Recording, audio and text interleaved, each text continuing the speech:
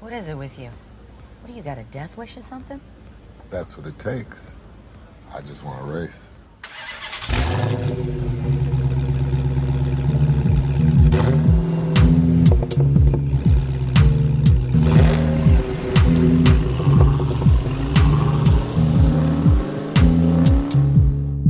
Alright, Diesel Heads, it's episode 6 of the Chronicles of Diesel, a monthly survey of Vin Diesel's filmography. My name is Ethan, and with me here today is Devin. He'll find anything on the web, anything about anybody. And we're going to be talking about a giant film. This is probably, last month for August, I know we said that, this is when it gets real, but this month is when it gets real. You know what I'm saying, Devin? Yeah. You made a quote from The Fast and the Furious, the 2001 Vin Diesel seminal film. Classic. And that's today's topic. We're going to be going all throughout this film. We're going to recap it, give a bunch of facts and trivia, and really put it to the grinding gears to see where we would place it in our Vin Diesel power ranking. But before we do that, before we go back in time to 2001, let's take a look at August of 2020 and see what happened in the world of Vin Diesel. All right. So I'm your monthly Vin Diesel news hound here, Devin. And I got some updates from Instagram, and we even have a little video, a little ad that he's been in. So we got some exciting stuff. And I also want to say that we have breaking news, but I'll say that when we get to it. But on Instagram, starting last month, I started looking how many followers he's gotten over the last month. So last month he reached 65 million followers. He is now at 65.3 million followers on Instagram. So he's not going up by... Because wasn't he at 62? That's still pretty good. How many followers are we going up? I'm going up more than 300,000 a month, Devin. You know me.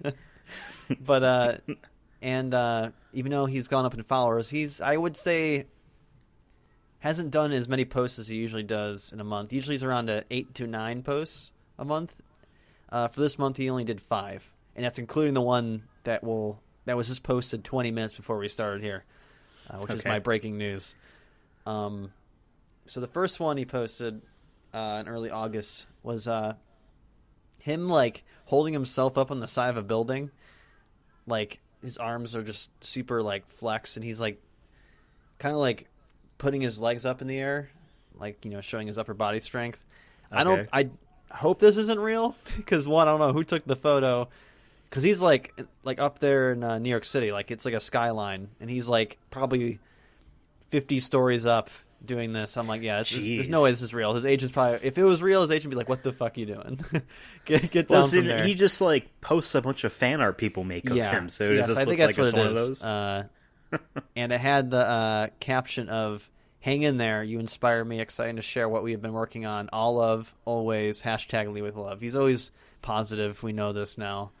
And he's definitely a live, laugh, love. Yeah, and wine as mom. cheesy as it is, I'm you know what? I don't hate it. I mean, I guess I'd rather have some positivity in 2020. So, and then the second post is a video of his kids going through a slip and slide. That's pretty much it. It's in slow motion. There's a cheesy pop song over it. So he's been spending time with his kids, clearly. His third post is him from looks like an interview for Fast 9 because it has some other actors there. He's definitely in an interview. He's holding a microphone. He's dressed all nice, wearing his sunglasses indoors like a boss. So he's definitely hyping up Fast 9. But he has a caption saying, "Excited for 2021. Haha, keep grinding. All love always." So he's already to 2021. At least that's what I thought. We'll find out in a couple posts here. We got something that's coming up soon, I guess. But he is looking. I guess I thought at least that day he's looking at 2021. Probably like a lot of us are, who just want to get through this shitty fucking year. At this point, we still have 5 months or 4 months, whatever math. His second to last post for this month is a caption that says "Stay human," and it's a bad, very bad fan art of him from his bloodshot photos that he did, but also like a screen grab from the movie, and it's just it's bad. It's not good. Okay. But it says "Stay human," so the message is there. Oh, and the top comment on his "Stay human" post is some girl showing an awful lot of cleavage, and it says, Okay. "Don't look at my story, or you'll be hot." Nice. So, I don't know if it's a bot. controversial or I'm getting. Does he sexually ever aroused. like credit the people that make fan art of him that he just steals? I don't know, but it does have on the picture. It says Nativa Boni, so maybe that's the person who did it. Okay, it has a signature. Yeah. Okay. Yeah. But it's Vin Diesel. We don't. It's all about him. So just kidding. Okay. I love Vin. So we're doing a show about him. And then here's the breaking news we got. Okay. Here's the breaking news we got. And Was this the thing that you made me watch 20 minutes ago? No.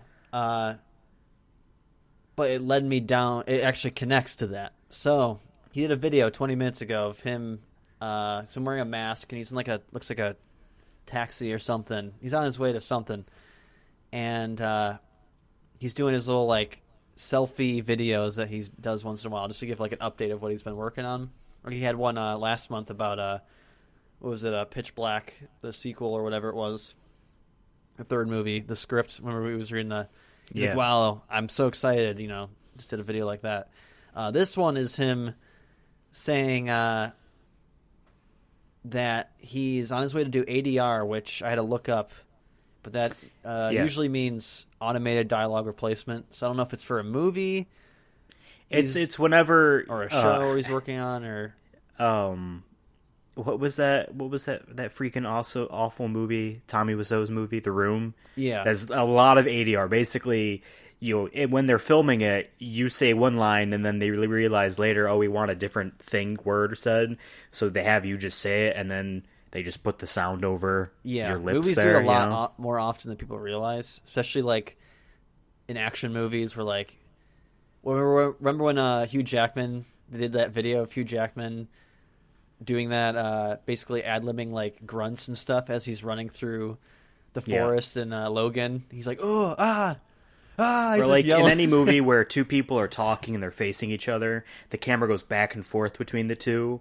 They take one scene where they actually have the guy speaking through the camera's facing him, and then when they cut back, it's probably not the same shot from the other angle. It's probably just he's saying something else in that scene, but they're using the audio from the other clip. There's times in movies where I notice like that their mouth isn't moving when they're talking, and like I'm like, fuck, why did I pay attention to their lips from behind to see if they would actually be like talking? I'm like, and then it ruins the whole thing for me.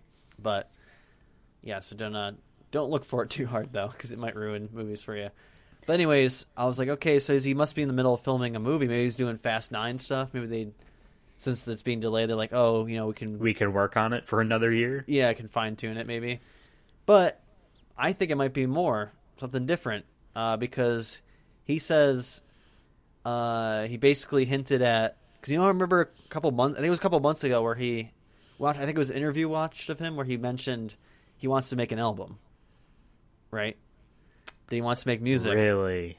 Okay. In this video, he's hinting at that he's almost finished with his album, and that he thanked all the people who told him to pursue his love for music and his singing, and that does tie into that video that I sent you for people at home.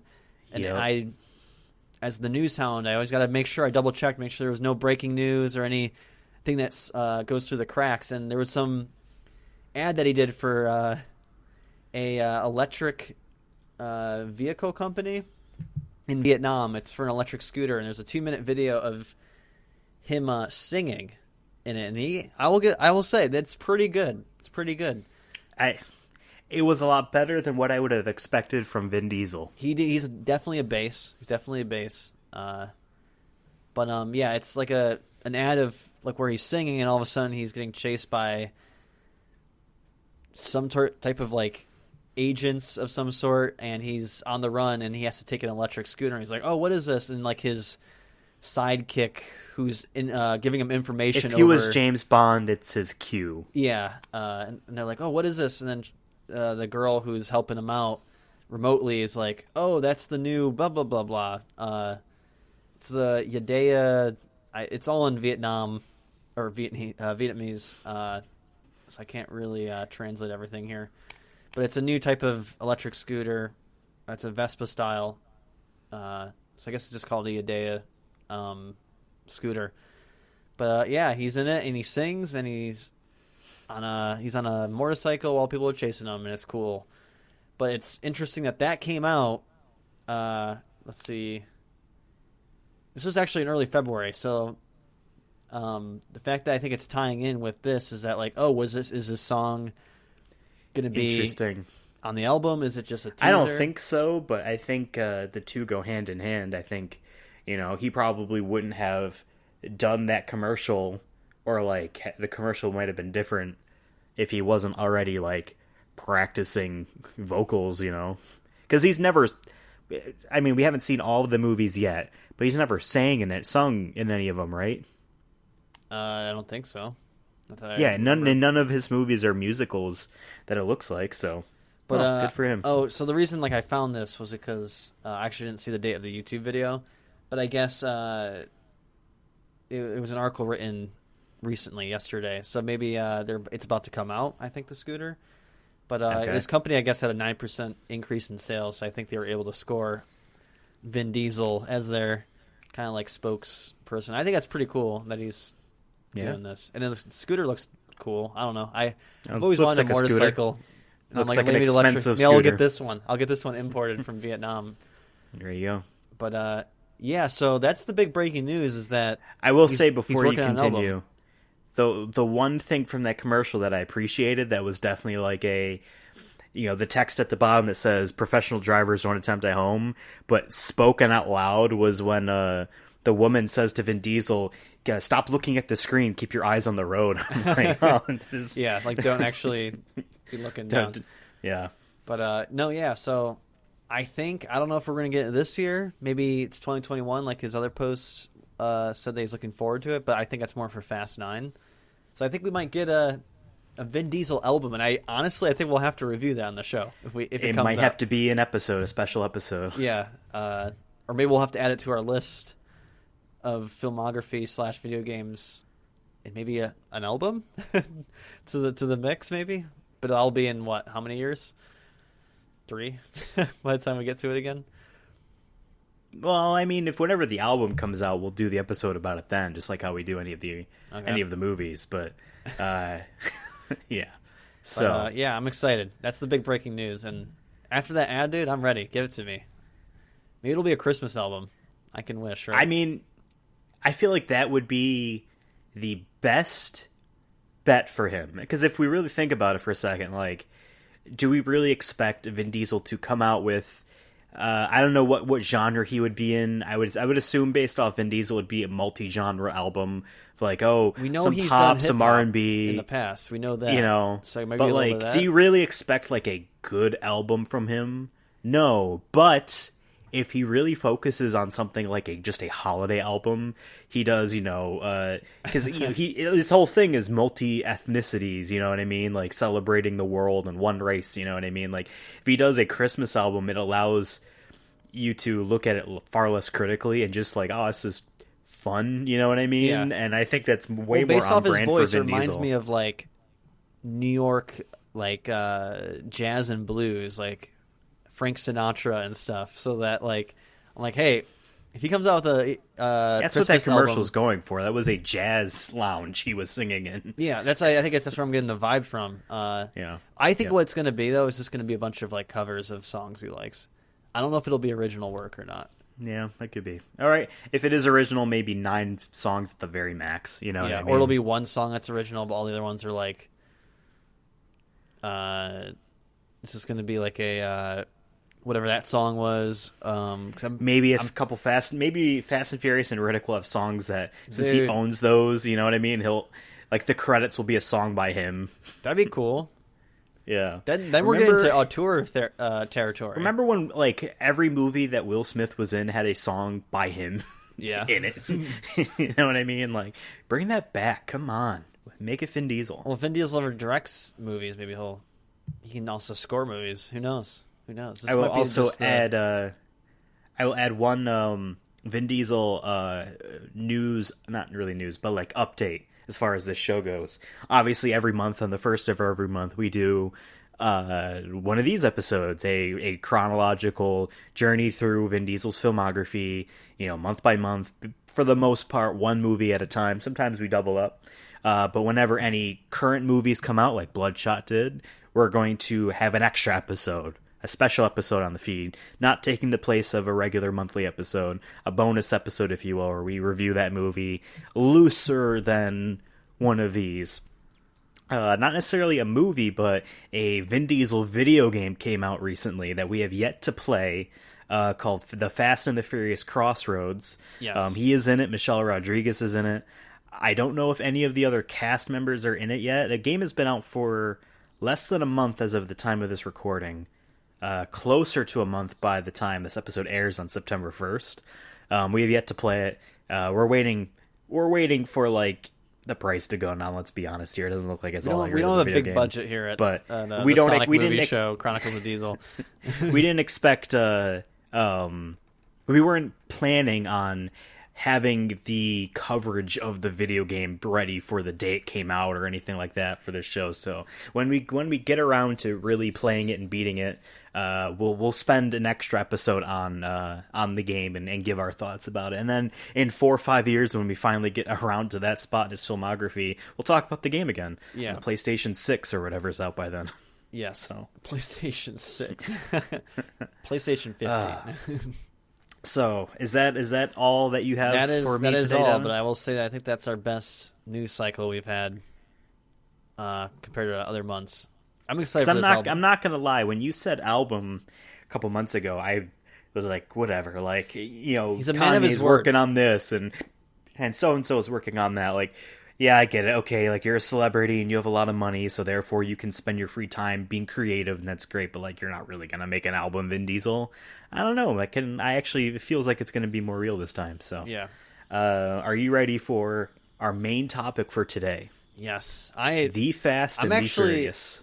Out of all the movies we've watched, I'll say before we start, I was not looking forward to this, but man, I think things have changed for me, big time.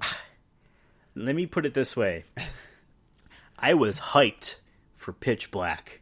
Yes, and then I watched Pitch Black. I've seen Fast and Furious before, obviously, but I didn't know why. Us watching the Fast and Furious sparked our interest in doing this show. Exactly. So I didn't want to watch. I was not looking forward to this episode. So this is like Homecoming until I watched it. Yeah, this is Homecoming, but it was a Homecoming I was like, oh great, I have to see all the kids I went to school with that I didn't really like again. You know what I mean? I bought this film, a Blu-ray Steelbook at Best Buy this past month in August for $10. And let me tell you this, Devin, this Blu-ray was clearly one of like the early couple years of Blu-rays where like all the advertisements on the back and like in like the startup for it are all about how cool and powerful the Blu-ray format is. And yeah. The menu pops up and it's trying to be like a cool technological, menu. And it's just like, let me put it this way. We watch films through our PlayStation 4s, essentially, right? Yeah. For the most part. When you want to pause a film, Devin, what button do you press? X or X. cross, whatever you want to call it. X does nothing for this Blu-ray. You press circle to pause. What? If I press up, Devin, a little menu pops up that does nothing. There's like, oh, you can automatically turn on director's commentary if you had chosen to enable it from the main menu, okay, which is dumb. So like, if I didn't realize that, nothing would have happened, right? And I didn't know how to get the menu to go away for the longest time. Also, when I pause the film, it tells you how much time you've been watching the film. It doesn't tell you how long the film is. It gives you a bar, like a progress bar, but it doesn't tell you how much time you have left. So I have no idea how long this movie was when I was watching it. Would you have been this whole nervous time. if it said 5 hours? You're like, wait, what? How long is this movie again? How long have we been here? Exactly. I got all the movies, except for Hobbs and Shaw, in a box set, Blu-ray box set from Best Buy as well. It was like $40. Because Because I was looking at the math of me renting all these movies again, and they're all like $5, and I'm like, all right, so it's roughly $40. So I'm like, I might as well buy it because I like the movies for the most part, at least Fate of the Furious, and I'll have them, and I'll be good. So yeah. And if we ever have to watch them again, I don't have to rent them again. You know what I mean? Right. So, and what's funny is I remember you texting me that photo of the front, and it's Dom's Charger, his dad's Charger. I didn't realize that until, all right, I gotta get rid of this fucking cat. I didn't realize that until this watch again. I'm like, oh, that's the car. That's like the I car, knew yes. I knew it was like it was probably Dom's car. So I'm like, oh, that's the car, you know. So I also made a commitment, Devin, that I did not tell you, but I'm going to tell you right now. And you know me about commitments, so this is probably not going to happen. But my plan, and this is going to be retroactive, for all of the Vin Diesel movies is I'm going to buy a steelbook for it. I'm just going to commit and do it. And I'm going to go backwards, too. I'm going to find a fucking steelbook of Awakenings if I need to. Because there was that DVD. Strays, though. So you're going to have to compromise on that. But I'm pretty sure we saw that. Or not Strays, Multifacial? Multifacial. No. Yeah. There was one for Strays. It was a DVD, remember? But yeah, no. Probably not for Multifacial. I'm going to try. Yeah, I'm going to try. I'm not going to spend maybe $40 on fucking Pacifier or Steelbook if that exists somewhere, you know. But I think it's going to... Watch it come around. It's going to be like $70. I'm going to definitely get the Fast and the Furious. There's like 100 made because no one wants the movie. All right. Are you ready for the Fast and the Furious? Yes. Okay. So, I'm going to start off with a piece of trivia first. First and foremost. A first for this show. Before we even talk about the budget and the director and then recapping, I'm going to give you a piece of trivia. Okay. So the name of this film, Devin, is called The Fast and the Furious. Mm-hmm. And yes, it had other working titles such as Racer X and Race Wars, whatever. Race Wars would have been interesting. Yeah, I mean, did you watch Race Wars this weekend? It would have made the event, that happens in the film feel like it's more important, instead of like this weird afterthought. But they decided on the name, the Fast and the Furious. What if I told you, Devin, that name was already taken for a movie? And they had to get the rights to the name. Is it like, let me guess, it's like from like 1970s. It's like about a motorcyclist or something. It is a 1954 film. Even older, huh? And I'm going to read you a brief, tiny, like a 2-sentence synopsis. Okay. It's called The Fast and the Furious. And it's about a trucker framed for murder breaks out of jail, takes a young woman hostage, and enters her sports car in a cross-border road race, hoping to get to Mexico before the police catch him. This sounds great. The Fast and the Furious. Can we watch this and compare it to this one? That sounds great. So, I like when I first heard that, I'm like, is it the same plot? No, it's not the same story, right? Could you imagine they this just whole bought time the title. Technically the first Fast and Furious is actually a remake this whole time, and no one knew about it? In a way, this is a remake of Point Break. The idea of an undercover cop, you know what I mean? Getting into high stakes, danger like this. And then does he want to stay? Does he want to leave? But yeah, it's just insane. So let's actually get into the 2001 film, The Fast and the Furious. I just wanted to throw that trivia out just in case someone thought we were talking about a 1954 film, Yeah, actually, how did Vin get this role? We always forget about this part. He just auditioned and got it. Okay. But he wasn't like the main focus. Because I think from this movie... It's Paul Walker. Paul Walker is the main guy. Right. Not Vin Diesel. And we'll get into awards and we'll get into all that stuff. But you know what? Since we're on the subject of Dominic Toretto, he was always Vin Diesel. When he auditioned, he got it. Some of his other cast members were not originally Paul Walker. Or not originally Jordana Brewster. Did you want to know who they used to be? Just when we recap this film, I want you to be thinking about if instead of Paul Walker, Brian was Mark Wahlberg or Christian Bale. Christian Bale, though? I'm going to have you guess this next one. You plug Christian Bale in this flick? That's a whole different ballgame. These people were considered. These people didn't audition. Okay. But they were considered when writing these characters. who they would have wanted. Guess there's a third person, a third white boy that was going to be that was idea for Brian came from this white boy. And I say white boy because he is in a music field that predominantly not white. And he is very famous for being a white boy in rap. Eminem? I was going to say honestly, Eminem. Honestly, I think Eminem would have I don't think he would have been an undercover cop very well, but like he would have. But he could have been. He would have been the you could have plugged him in there. Erratic. I'm just trying to get into this gang in this group. And then I'll just do it because I have one for Mia too. Also considered for Mia, which was Jordana Brewster's character, was Natalie Portman and Kirsten Dunst. So Kirsten Dunst was hot on Spider-Man at the time. And Natalie Portman was hot on Star Wars, and obviously being Natalie Portman, one of the best actors of our time. So yeah, let's get into the film. Budget of $38 million. Can you guess how much this movie made? Guess the box office. I know we looked this up when we first watched this film over a year ago at this point. I'm gonna guess 150. 207.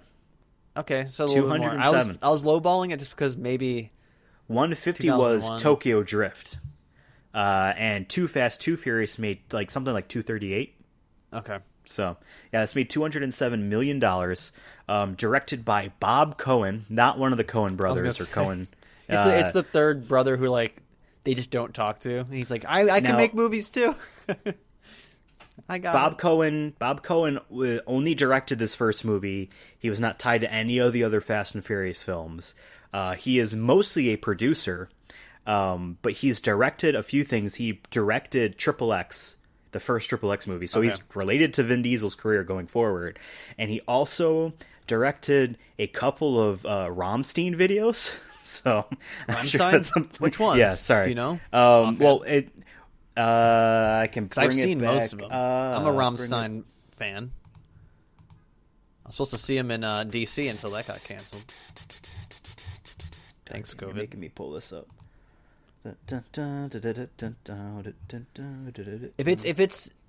If it's around the same time, it's got to be like Rammstein Für Frei for 2002. For Frei, yeah.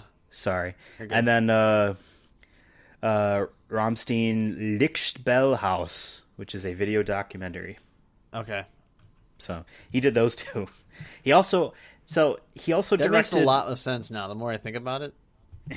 Wait, I think Rammstein has a music video in the first Triple X movie. Or am I thinking of another movie?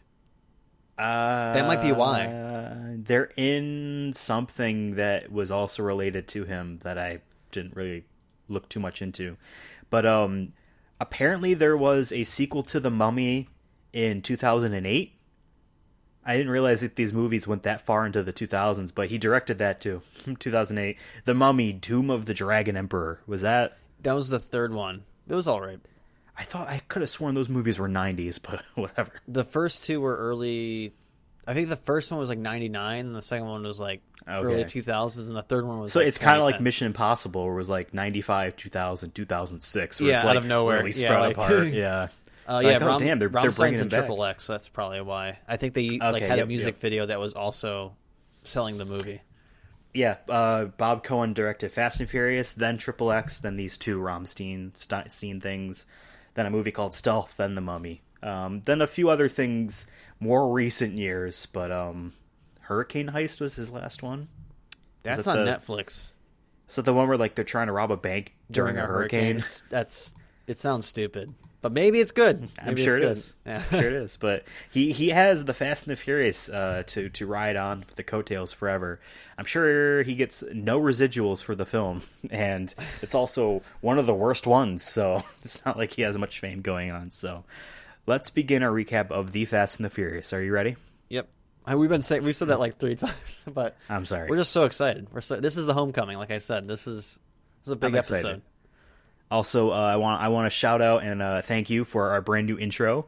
You'll be hearing a longer version of that at the end of the video. So if you liked that, thank Devin. All right, so Are you ready for a recap of the Fast and the Furious? Yes, I'm always ready. Also, eventually we'll do an episode about that video game. Are you ready? Yes. After the Universal logo, a hyper-reflective Fast and Furious logo, which we've never seen since. It's just for this one. After those logos, we see a truck loaded with TVs with built-in VHS players. Classic.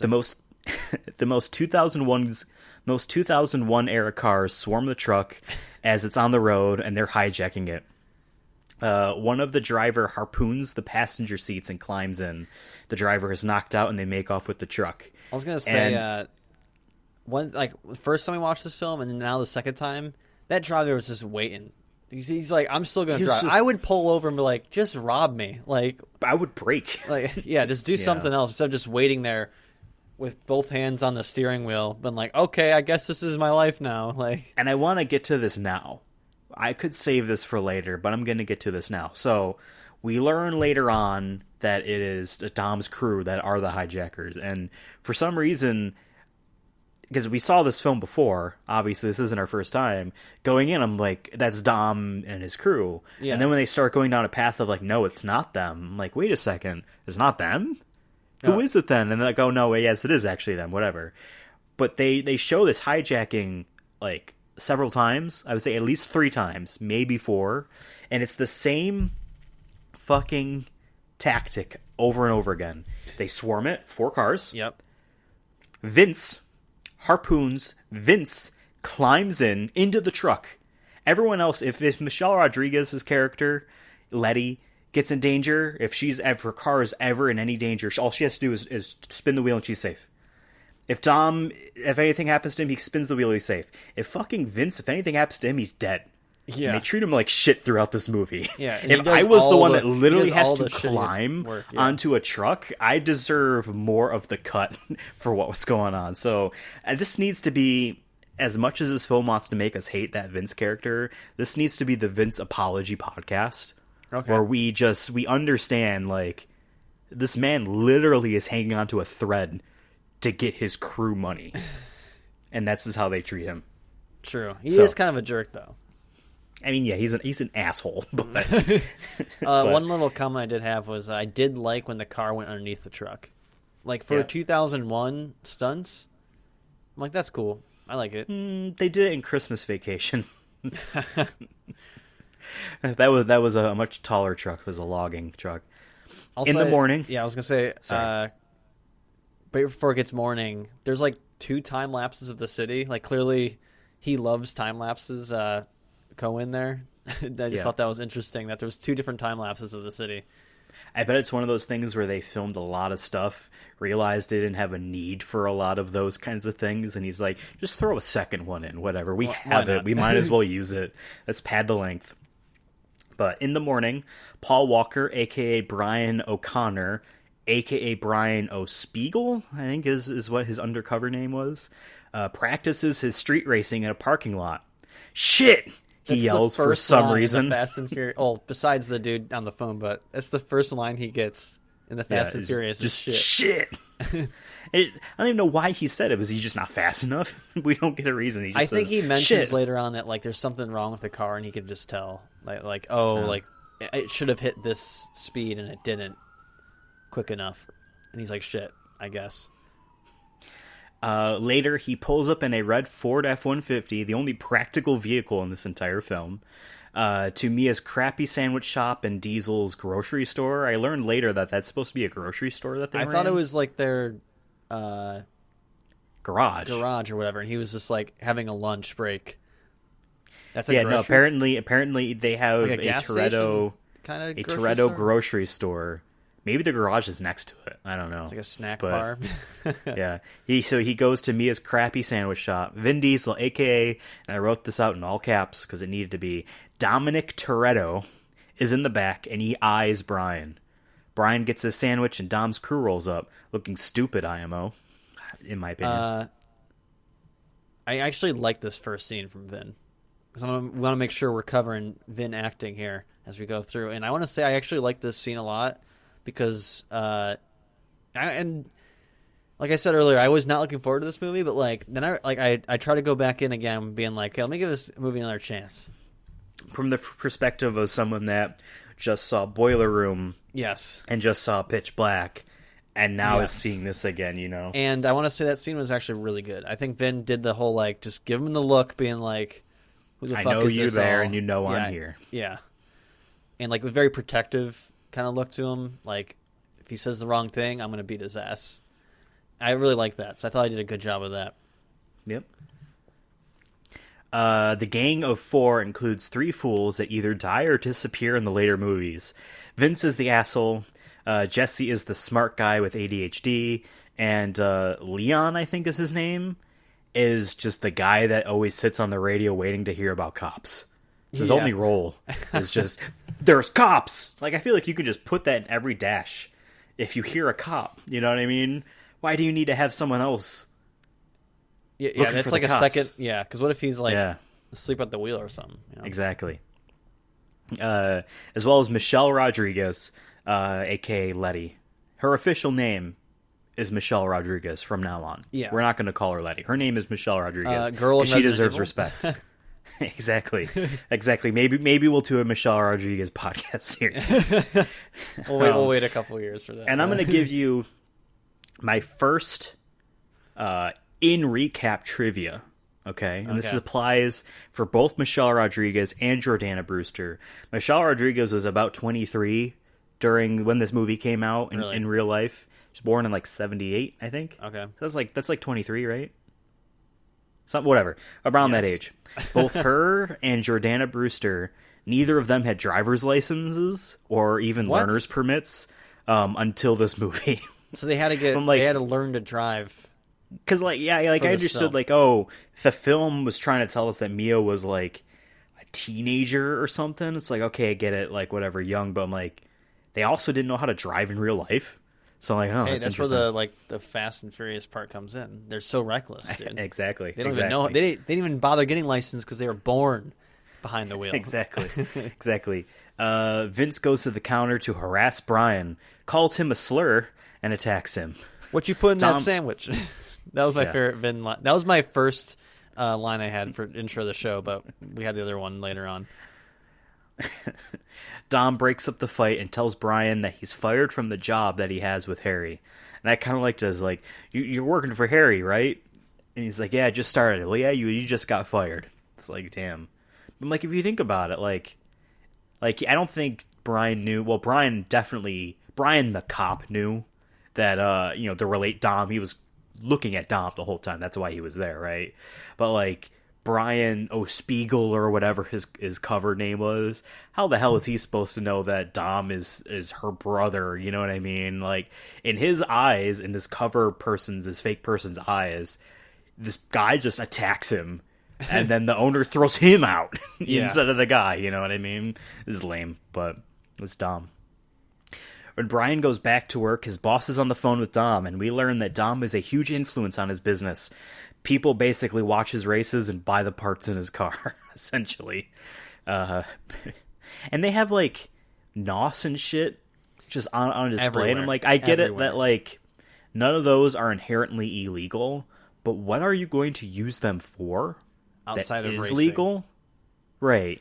And mean, wouldn't it be like there's a yeah. huge street racing problem in Hollywood going on, because that's where they are. They're in Hollywood, and here is an expensive boutique street race equipment store that's making a lot of money. Gee, I wonder if these people go there. Let's fucking find out. You know what I mean? But Yeah. no, whatever. You know, and it's funny. Like we see his boss in that store a couple times just to like. So Brian O'Spiegel has a cover, but they never really utilize it really for anything. You would think that would be a part of the sting operation, but it's not. Brian tells him to calm down. Brian tells his buzz boss Harry to calm down because he has a plan. He only needs some NOS. Not just some NOS, Devin. He needs 2 giant Yes. canisters of NOS. Yeah, so we're not talking about the energy drink. We're talking about that No. fuel. My first ever energy drink was NOS, and I legitimately thought that, like, NOS was a fake name that they used in the movie, and then the energy drink named their thing off of that. But, so. That night, Brian rolls up to the street race. and parks amongst a group of people, which gives me hella anxiety. I hate backing into parking spots, and if there's just people around, I'm like, I'm just gonna sit here and wait. If you guys want to just he would have around been waiting me. there a while because people are just all over. We see all the other street racers, and they all see Brian. We get some words of wisdoms about white boys, and then Dom and Cruz show up. Brian gets into the race after some convincing and explaining to the audience what a pink slip is and what it means to have it on the line.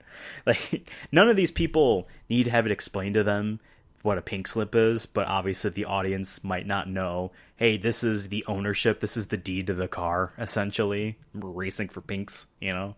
I just thought it was funny that he needs to, like, say, like, yes, whoever wins this gets my car, you know?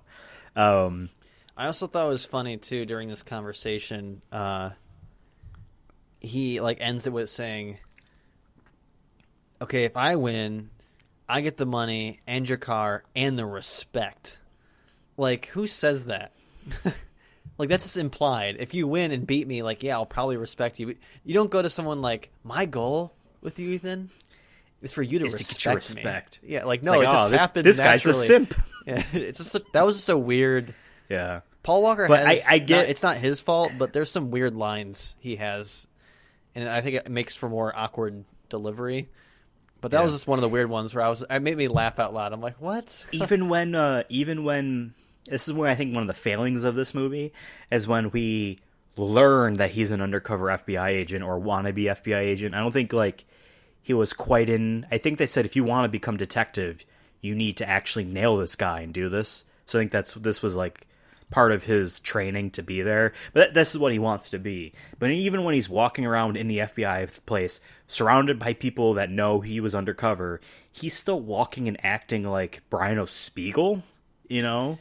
And I would think he would... I think it would be better storytelling, better effective storytelling if he code switched to walking a little bit more cop-like, you know what I mean? Talking a little bit more straight and narrow, you know what I mean?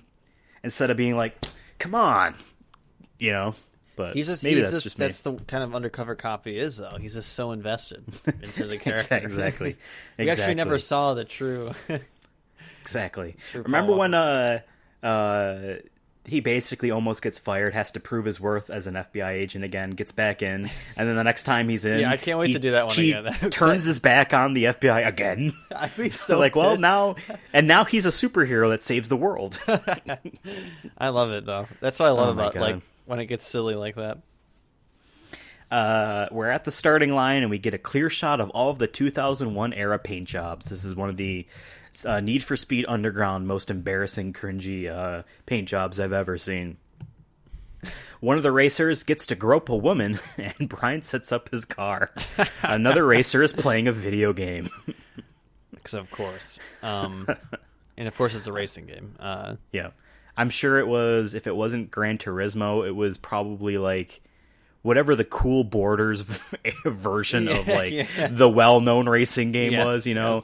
Probably not Ridge Racer, because that's, like, too Japanese. I think they would have wanted something American, you know? Of course. But the race begins, and the four racers take off. This quarter-mile drag race will take the length of 4 movies to complete. Brian unleashes the NOS and quickly gets up to first, but Dom unleashes his right before the finish and line and wins. I was going to say I timed it. And I gave him a little buffer, too, because I didn't know when to exactly press start. I have it written down, too. Yeah, it was like around 2.5 minutes, roughly, give or take. And I shaved it down to just 2 minutes. And I'm like, okay, so what? So how far was it again? It was like maybe a mile down the road, right? So yep. For them to go, for it to take 2 minutes... That's not. That's only this going is supposed to be a 10-second 10-second race. 60 miles per hour. Like that's not that. Like you're going what, a highway speed? Yeah. Open street. Yeah. Whatever. What's also interesting to note, there's like hundreds and hundreds and hundreds of unique sound effects used in this one race alone, like individual unique sound effects, and they're trying to do things where like visual effects where like to show that the car is hyper speeding, they instead like quickly zoom the camera into the vehicle instead of having the vehicle move towards the camera, and it looks very dated. You know what I mean? Like obviously bad. we would do. I don't even know if that looked good in 2001, to be honest. Different job, but yeah. I did like the whole like when the NOS hits the engine or whatever, it like lights up. I thought that was kind of in a cheesy way, kind of cool. I'm like, okay, I'll give them that. That's not how it worked in real life, but like the audience needs a visual indicator to know that it's working. Besides just the car speeds up even more, you know. But before we get to this race, Brian is warned a couple times that he has enough NOS in his car to blow him to hell and back, and that if he's reckless and he's not taking this seriously, he will die. You know, and I was actually kind of expecting the first time we watched the movie that he would get into a wreck because of that, and like, oh, he needs to learn, and you know, he lost because he wasn't just Dom, or it wasn't like slower than Dom, but like he was too hot-headed, you know what I mean? He needs to learn to cool, you know, be as cool as Dom under pressure. So Dom's crew celebrates, and Brian gets schooled by Dom. It's basically Brian not taking it seriously, being like, I'm one of the guys, right? I did the race, and it's like we get like probably one of the classic lines from Dom where says, "Winning is winning by an inch or a mile. It doesn't matter. It's winning." Doesn't you know matter. what I mean? The quote is, "Doesn't matter if it's an inch or a mile. Winning is winning." But you know what? I love it. This is the point too in the movie where I'm like, holy shit! I think I'm starting to like this film.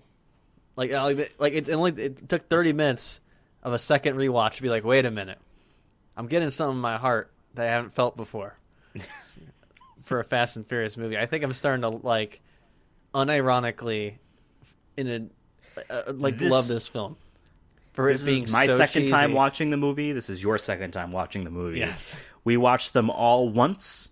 I don't think you've seen any other ones again a second time. Neither have I.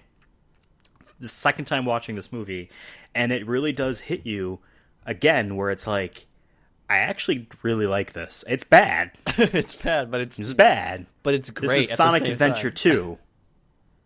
This same year as Sonic Adventure 2. Think about that. Oh boy. This is bad. This is a 6 out of 10.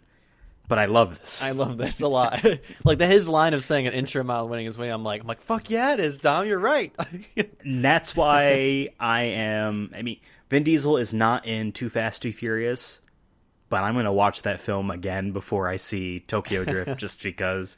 And also the Crossroads, I almost called it Final Fantasy Crossroads. The Fast and the Furious Crossroads is just laden with references to even this era of Fast and Furious. Apparently one of the new characters' car is the car that Paul Walker and Tyrese jump a boat with. Sick. It's her. It's like she finds that car in the water, in the ocean, or whatever it was. You know what I mean? Like, yes. So, but yeah. It doesn't matter if you win by an inch or a mile. Winning is winning. The racer that got to grope a woman and was told, regardless if you win or lose, I'm yours. And we get the scene where the woman's like, "Oh, you lost," and she calls him a slur, but I guess it's cool. I guess they're both the same, so whatever. But and then walks off, and everyone's just, oh. Yeah, wasn't if he won, he got her and her, another like, girl friend, or her friend, and then he loses both. Damn. And this is a 2001 film, budget of $38 million, which is not a lot, considering how many cars are used and destroyed in this film. I have the stats for Race Wars. It's insane.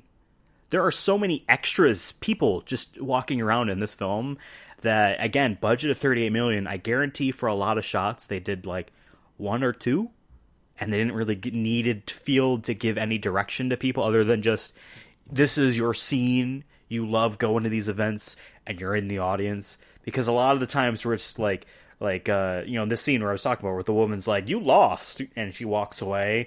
People in the background are like, "Oh." What? Oh? No way. Is the scene over? You know what I mean? That was a very visual thing, but what I just did. But picture just dumbfounded looks. You know what I mean? And just like, and when we get to Race Wars, or like even any of the parties that are going on, people dancing, it's like so lame. You know what I mean? But like, you're in a movie, I get it. You got, if you're not a part of the extras union, you got your $40 for the day. So I mean, yay. Let's be honest here. Let's say Fast 10 is filming in Baltimore. Are we? And they asked for extras. We're going. Me and you, right? We're signing up. We're going. We're going. We're going. And I will do that for $40 if I get to be on camera. It's worth it. I'll pay them. I'll take off of work if I'll I pay have them. to. Just to... I mean, they're probably not going to film in Baltimore. They're going to be filming in like fucking Paraguay or, like... you know what I mean? Just well, the next beautiful... one's going to be in space. Like we always joke, but it does sound like it actually might be in space. So who knows? I mean, Fate of the Furious is the first film to have parts of it filmed in Cuba since it's been opened back up, which is dope. That's insane. And it's like one of the best parts in the movie too. Yeah. You know, like, so, but that's a good decade away from this podcast. So, well, yeah, more than a decade actual wise, but like in terms of the whatever. So yeah, they're done celebrating, but the cops are showing up, so everyone flees, including Brian in his own car, which he lost. Which somehow works now, even though it wasn't working. Well, yeah, like when he was driving, like the bottom fell out. Like I kind of wish it was still like just just sparks everywhere as he's running away from the cops. Like just hey, follow the car that just is about to blow up. Just follow that car. Essentially, I mean, his backseat was just like a holder for 2 giant canisters of NOS. Yeah. Dom hides his car out in the parking garage and tries to walk home, but a cop knows who Dom is and chases him. And it's so lame. Like, why did the cop drive past him and like IRL notice, oh wait, that's Dom. I'm going to say his own name, spin my car around, stop, and then start to go at him instead of like, okay, I know he saw me, I'm going to go around this corner and then wait for him or something. You know what I mean? Instead of like, I don't know, maybe it was just like giving him a chance to run. Almost missed him. He's like, wait a minute, and then just stopped, I guess. But yeah, Dom or Vin, whoever you want to call him, he starts sprinting away, and then somehow, and somehow Brian shows up in his car, and this is, in hindsight,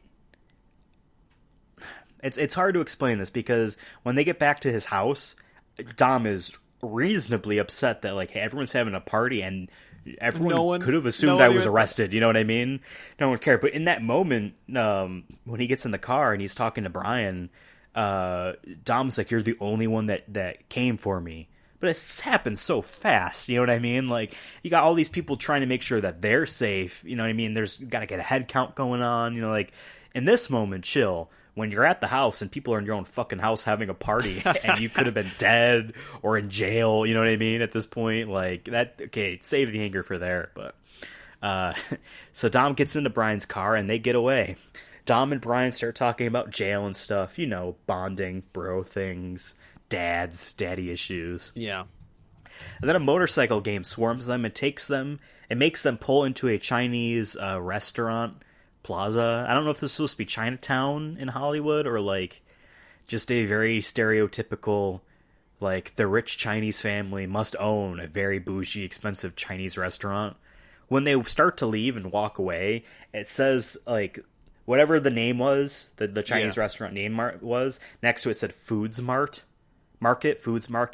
So it was a restaurant, you know, it wasn't like just like a spa or something, you know, because it could be anything, you know. So like, it's just very, very, very stereotypical. Of course, you know, the maybe they were trying to say that, like, oh, since Dom owns a grocery store or whatever it is, food market, that so do they. Like, they're not that different. It's just all these gangs that own. It looks like they just own markets, but really they're like in an underground street racing gang. You know what I mean? Like, because there's like hints later on that like, oh, all the gangs meet at Race War. And like that's the only time it's out in the desert. Yeah. And I'm also sure Dom's grocery store is really just a cover up to explain that they have money, just in general. You know what I mean? Like, how are you affording these expensive cars when none of you have jobs? But a motorcycle game takes them there, and Jackie Tran, his name is Jackie, right? Because when everyone's talking about him, I'm like, is his name Jackie Tan? Because it's so close to Jackie Chan. And that's almost like... But then I learned that his name is Tran. Like, was it Jackie Tran? I'm double checking. Keep going.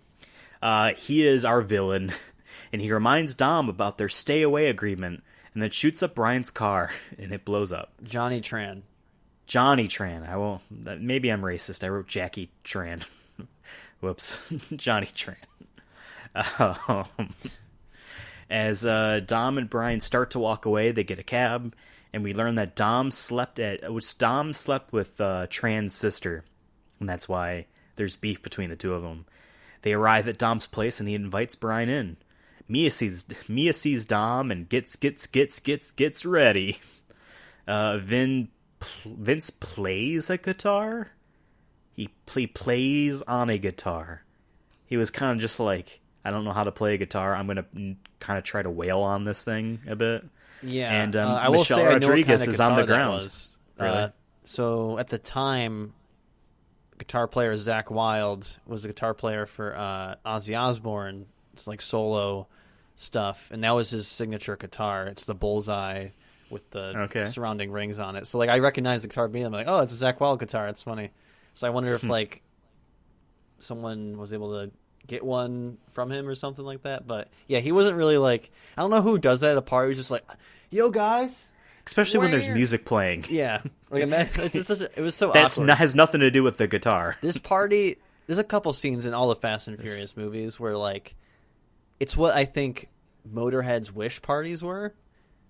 Like, it's just a Motorhead's wet dream. Like, I'm like, of course, there's two girls making out in the corner, and there's a dude just playing not even a riff on the guitar, but all the girls love it. You know what I mean? And meanwhile, Michelle Rodriguez is on the floor playing that video game again. Yeah, exactly. Dom comes in and is pissed that no one went looking for him. Rightfully so. And here, Devin, we get, again, one of the most classic fucking Vin Diesel lines of all time. We get our not paid for advertising. Dom tells Brian, you can have any brew you want as long as it's a Corona, and hands him Vince's Corona. Hell yeah. Vin Diesel likes Corona so much that that's why it's in the movie. Corona did not pay anything to have their product in the movie. They'll take it though, probably. I mean, legitimately, like, Dominic Toretto drinks it. I think that's cool. You know what I mean? Like, and it is an okay beer. There's nothing offensive about it. You know. It's okay. There's nothing special about it, but I can see why Motorheads that, you know, are always at the garage would have them. I can see that. Dom goes upstairs to have sex with Michelle Rodriguez, and Mia gets Brian a Snapple branded iced tea. I thought that's clearly was that product. That's placement? clearly that has to be that has to be because they don't even say it. You know what I mean? Also, I don't drink, but who else does a Snapple at a party? I kind of was hoping, just have a glass of water at that point. Like, that's what I would do, or a Coke. Snapples are okay. I think if you just had like a Coke, that'd be more believable. Not who has a Snapple? Well, number one. Okay. Mia is supposed to be underage, under 21 at least. So maybe I don't believe it, but I don't believe it either. But the character is supposed to be, and maybe her protected brother doesn't want her drinking, so maybe that's why she was drinking a Snapple. And I was really hoping the first time watching this, because I remembered this when watching it again, that it was in Paul Walker's character, in Brian's character there, that he didn't drink. So like, I'm going to have a Snapple. You know what I mean? But obviously they're always drinking Coronas. Yeah. I just it just felt a little weird. Just like, a Snapple is a little random. This one, like I said, I definitely the product placement, because that's just such a random thing to have at a party. Yeah. You want a raspberry Snapple or a Corona? The best part is that I don't think you actually see the label on the Coronas. He just, because again, like, he says it. But the Snapple thing, like, it's clearly like centered. You know what I mean? You know, if I ever direct a movie, I'll make sure that if there's a party scene, everyone's having a Snapple. Everyone's and gonna have all facing the camera. Yeah, and they're all gonna be like drunk though. I just want them to all be drunk and they all have Snapples in their hands. So everyone in the audience is like, "Wait, is it alcoholic?" I'm back Snapple? from the store, and he's got like two like giant 24 pack boxes of Snapples. And then everyone like turns around and is like, "Yeah!" They all have Snapples in their hand. And one of them's like splashing on the other guy. They're all 85% full, you know what I mean? But they all act as if they've been drinking them constantly, It's that level of product placement where, yeah. That'd be great. That'd be great. The next day, Brian is pulled over and is taken to the FBI, and there we learn that he was undercover trying to take down the group that was hijacking the trucks for DVD players. I was gonna say that, like, remember when we first watched it, I think we kind of like already knew ahead of time that he was undercover from the plot synopsis, but like I actually forgot like that, like they pull him over and like that's the first time you realize. I mean, that is a good way to. I thought it was good. I didn't think it was. If he was great, ever but I being thought it was tailed, if they were ever afraid that Brian O'Spiegel was being tailed by someone, and he just happened to roll into a bunch of FBI surveillance fans stuff, like this is a good way of like, no, you're being arrested. Yeah. That's good. I thought it was a good idea. I just think they could have executed it better. Maybe I think because I could tell from the beginning that like they're being a little soft on him. Like I wish there was like it's fucking FBI. Like when you think of the FBI, they're fucking taking your. Did car they have off. FBI on their uniforms, or were they just officers? I don't remember now. I don't think that they said FBI on them. Oh well, I wish they were kind of just like yeah, he pulls over, but they just like be really rough with him. In any case, I do think it was very good, actually good. What do I want to use? Good writing for when they do have him to that Hollywood house, because he even says, "Oh, even the cops in Hollywood are Hollywood." There is good writing of like not saying I am an undercover cop and you guys are with me and I am with you. Instead it's like, man, you put these on too tight. Why are you doing this? You know what I mean? Like, get these off. I guess to be fair, I though, thought if some they of that were writing super was pretty good. aggressive, why wouldn't he react in a way that's like, hey, like, why are you treating me like this? Like, I'm not, like, I know this is just a way to cover me up in case Dom is watching from somewhere. Right. But Right. Yeah. I would like to say the lieutenant there, the balding, reddish brown-haired guy, was the lieutenant in the serialized, I think that's what you would call it, detective cop show Monk on USA, and he does the same voice and the same demeanor and the same everything, and so I would like to think that Tony Shalhoub's character is somehow in the Fast and the Furious, so... yeah, so basically he is just debriefed here, and we get to learn that, yes, like the thing we saw at the very beginning of the movie with the truck being hijacked is a part of this story, and this is what Brian O'Connor is going after. Brian rolls up to Dom's garage with a 10-second car that he promised, but it's a piece of shit. But they learn that the innards are good, so they're going to spend $15,000 fixing it. Which raises the question to me of, were the innards worth more than $15,000? Or can you... I'm assuming that these cars are worth like $300. You know what I mean? Like $500,000. You know what I mean? Like that's... I don't necessarily about that, because when we get to Race Wars and you see Jesse is racing Johnny Tran, Brian says to him, "Don't do this. He's got at least $100,000 in that car." I guess you're right then. Whatever, math. And I get that, like, they're not uber rich yet, So, like, if this type of engine and, these parts that, allow for the airflow perfectly and blah, blah, blah, blah, blah, are only in certain makes and models, and it would require buying a car that you're going to just take one part out. I understand if that's where the expense comes out of, but, man, this piece of shit car, they're going to spend $15,000 essentially making a car to fit around the engine, Yeah. Why wouldn't you just get the car that has the good engine? But he delivered. I bet They're you that gonna scene spend... was probably for more of the people who actually know what it, like, if you pull the hood up of your car, you're really going to know, like, oh, wow, you have a 6-cylinder. Like, no, I'm not going to be able to identify that. Well, I mean, you can see the cylinders, so you know what I would mean? be able to you know count what I mean, them. though? Just like, oh, wow, you got the blah, blah, blah. It's like PC Yeah. specs sometimes. Like, people are like, dude, I have the GTX 1090 whatever Ti. I can tell on mine because it says it on there. And I'm just but like, that's yeah, about like it. I wouldn't know the Yeah. difference Yeah. if you show it to me. Oh physically. man, I made the mistake of looking at parts online. I'm like, ooh, what if I just built another computer? Don't. Never gonna happen. No. Never gonna happen. But I would like to have more than 16 gigabytes of RAM. Maybe I'll buy more sometime. Okay. Brian starts working on the car, and then later we're at the family barbecue.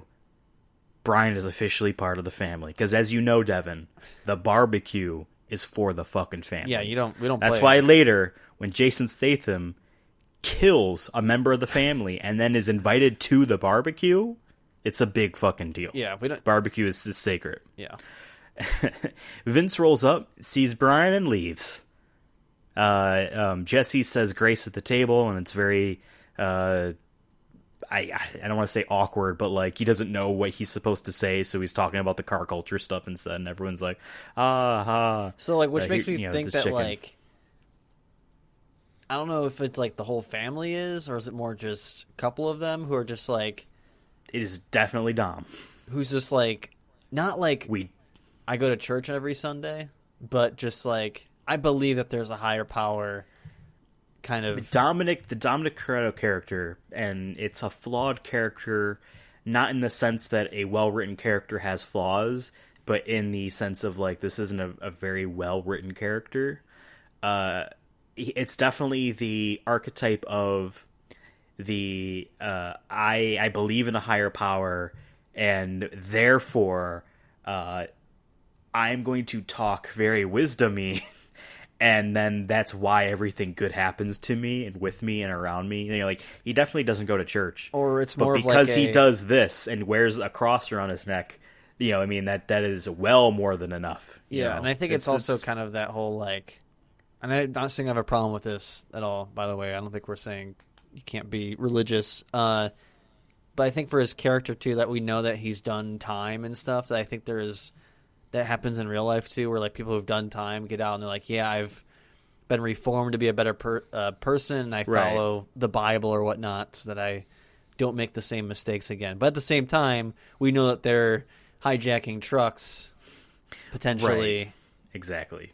So it's kind of flawed, like you said. It's a little. It'd be different if like they were It gets reformed. I don't want to say or it some gets way, worse, but in later movies, it's definitely way more of like Dominic Toretto is the all-knowing sage. He's always giving people advice. He's always telling people how they can be better, but never really showing why he gets to be that type of person. When Besides the fact that it's Vin Diesel, you Yeah. know. But we forgive But- it. We forgive it. We definitely don't hate it. Vince comes back to the barbecue, and it's awkward, but he's allowed back in. They all eat their chicken, and I'm not gonna lie, Devin, I kind of wanted that You wanna chicken. try it? They had. I saw the plate of just the cookie cutter squares of cornbread, and I'm like, If we ever get Vin on the show, which is like I think would be like the pinnacle. I don't think we would ever be able to beat that. That is one of the questions I think we could ask him is, did you eat all that chicken after the scene was over, and was it good? And did you actually cook it? Or did you have someone on set cook it, and then you came in for the scene? I want to know all these. See, I want to know all those details. Everyone's gonna. So I wouldn't be surprised. Now, granted, this is only a $38 million budget, but food is very cheap. Oftentimes, I would imagine daily, the filming it's all catered, Yeah. right? To various degrees, because everyone needs to eat there. Okay, guys, we have Subway today. Like something like that. Yeah, exactly. I wouldn't be surprised for when they were filming that, they just had people just constantly making that shit. So just everyone had it. You know what I mean? So then, like, if they need to reshoot, we need more chicken. You know what I mean?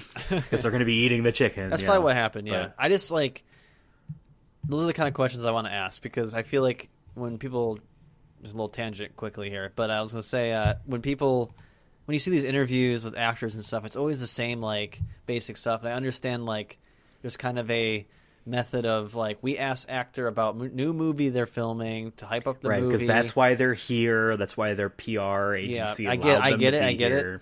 But at the same time, I want to know the detail. I want to hey, remember that one scene you did in the pacifier and this happened? Can you tell us more about that? Because no one ever asked you that Exactly. question. That's a question I would love to ask. Be like, so what did y'all do with that chicken in the first ever barbecue Exactly. scene? I noticed more and more of that's happening recently in the world of video games, where it's like, so wait, you said that you didn't like this Castlevania game, and then you went on to make like one of the best games of all time, and it's a Castlevania game. Like, talk more about that. You know what I mean? Like, I would like to see. I would like to know more Fast and Furious facts like that. You know? How much chicken was there? Because then if we ask them that question, we get an answer.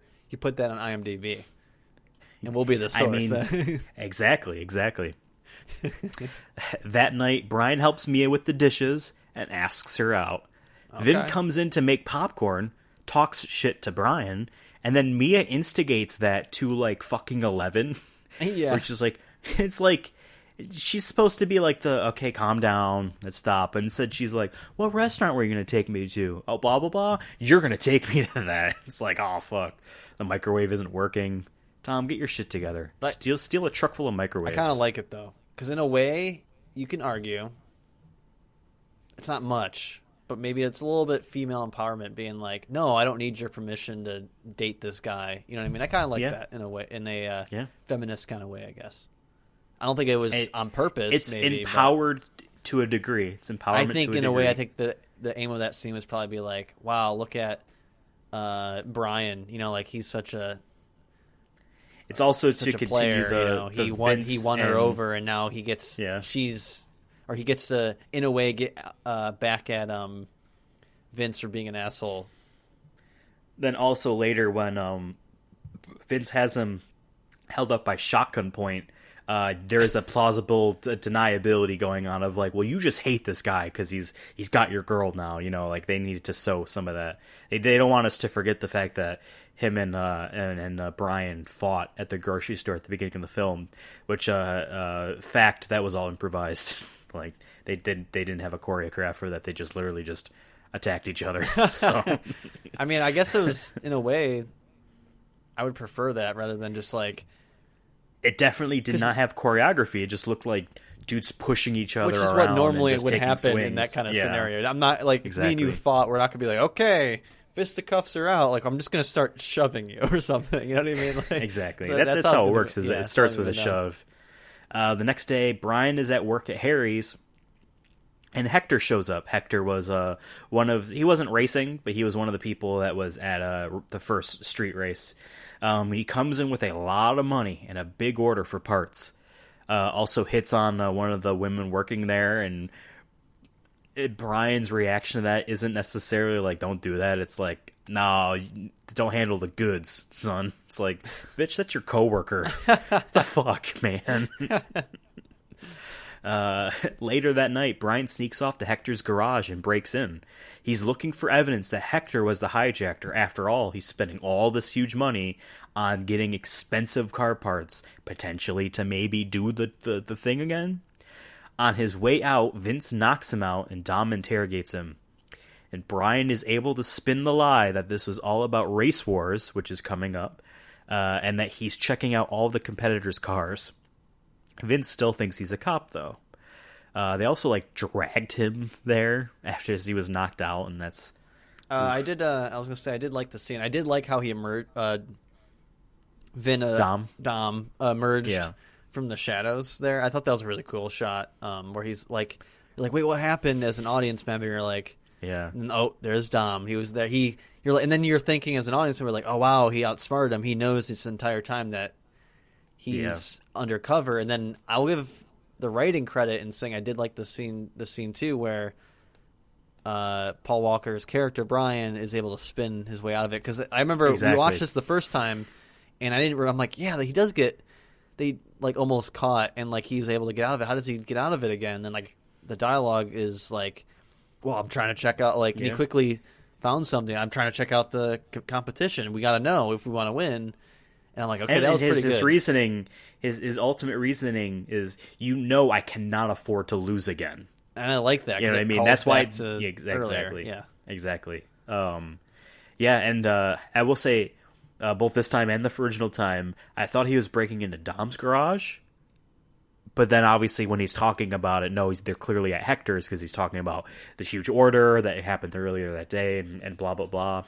But I will say when it's just Vince holding him at shotgun point, I'm like, damn, this guy, he's just coming out to just kill him, essentially, just because he's mad.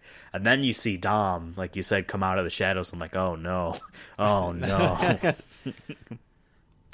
Yeah. But Dom believes him. Dom believes He's like, him. he's family now. I have to take his word for it. He's exactly. And I mean, like you said, Brian did a very convincing job. So I even believe him. They take Brian to Jackie Tran, to Johnny Tran. Fuck, I need to change this in the notes. I have Jackie Tan in here. This guy, I'm sorry, and this sounds racist. just assume Johnnni. They take him to Johnny Tran's, and they break in and examine the cars. They see that there's no engines, but Brian notices a lot of DVD players. Mm-hmm. I don't know why you need that many DVD players. Did they ever explain why they had all those DVD players? 'Cause we find out later they didn't do it, but right. They also have a lot of DVD players. For what? Who just has that in their garage? Hey, Ethan, do you have in storage somewhere thousands and of I get PS3s that, like, or something? I get that, like, DVD players came out in, like, 98, 99, something like that. So by 2001, they were still expensive. And, like, good DVD players, obviously, were going to be really expensive. They're Panasonic, which is a pretty well-known brand at the time, too. Yeah. So, like, I get that, but, like, maybe unless, I don't know, but whatever. It's evidence enough in his eyes that, okay, this could possibly be Johnny Tran. So, but Tran and his crew show up and everyone hides. And I will say, Mr. FBI agent, very slow on hiding. Basically, the garage doors are halfway up. People are already rolling in. Just as he's like halfway Barely, through the frame. Yeah. It's like if the dude wasn't having his head down low, he would have seen him. Yeah. You know? But Tran brings out his mechanic and tortures him. Because basically waterboards him, but with oil. With Just oil. Like oil boards him. Makes him kiss his shoe. Essentially, the mechanic was selling all of the engines. Something like that. Or they owed him, or the dude owed them engines for the race and it wasn't on time or something like that. Something. But then he confesses, and it sounded like he took the engines back out and was reselling them or something. Yeah. But whatever. I mean, this guy's clearly deranged. He's torturing him, which is why when we go to later of like, we don't have any evidence. We can't do that. The FBI is like, you told us he tortured someone. What are you talking about? That still should be a crime. We can get him for something. Isn't there is there a law that like, okay, yeah, we couldn't get him on this crime, but like we found evidence for something else. Like, I feel like it still like probably... double jeopardy prevents you from being tried for the same thing. But like, if we find out, oh, instead of murder, you tortured 3 other people in a separate instance, you're not free from that. Yeah, too. we didn't know about. Yeah, just because we didn't know about that doesn't mean that you're off the hook for that.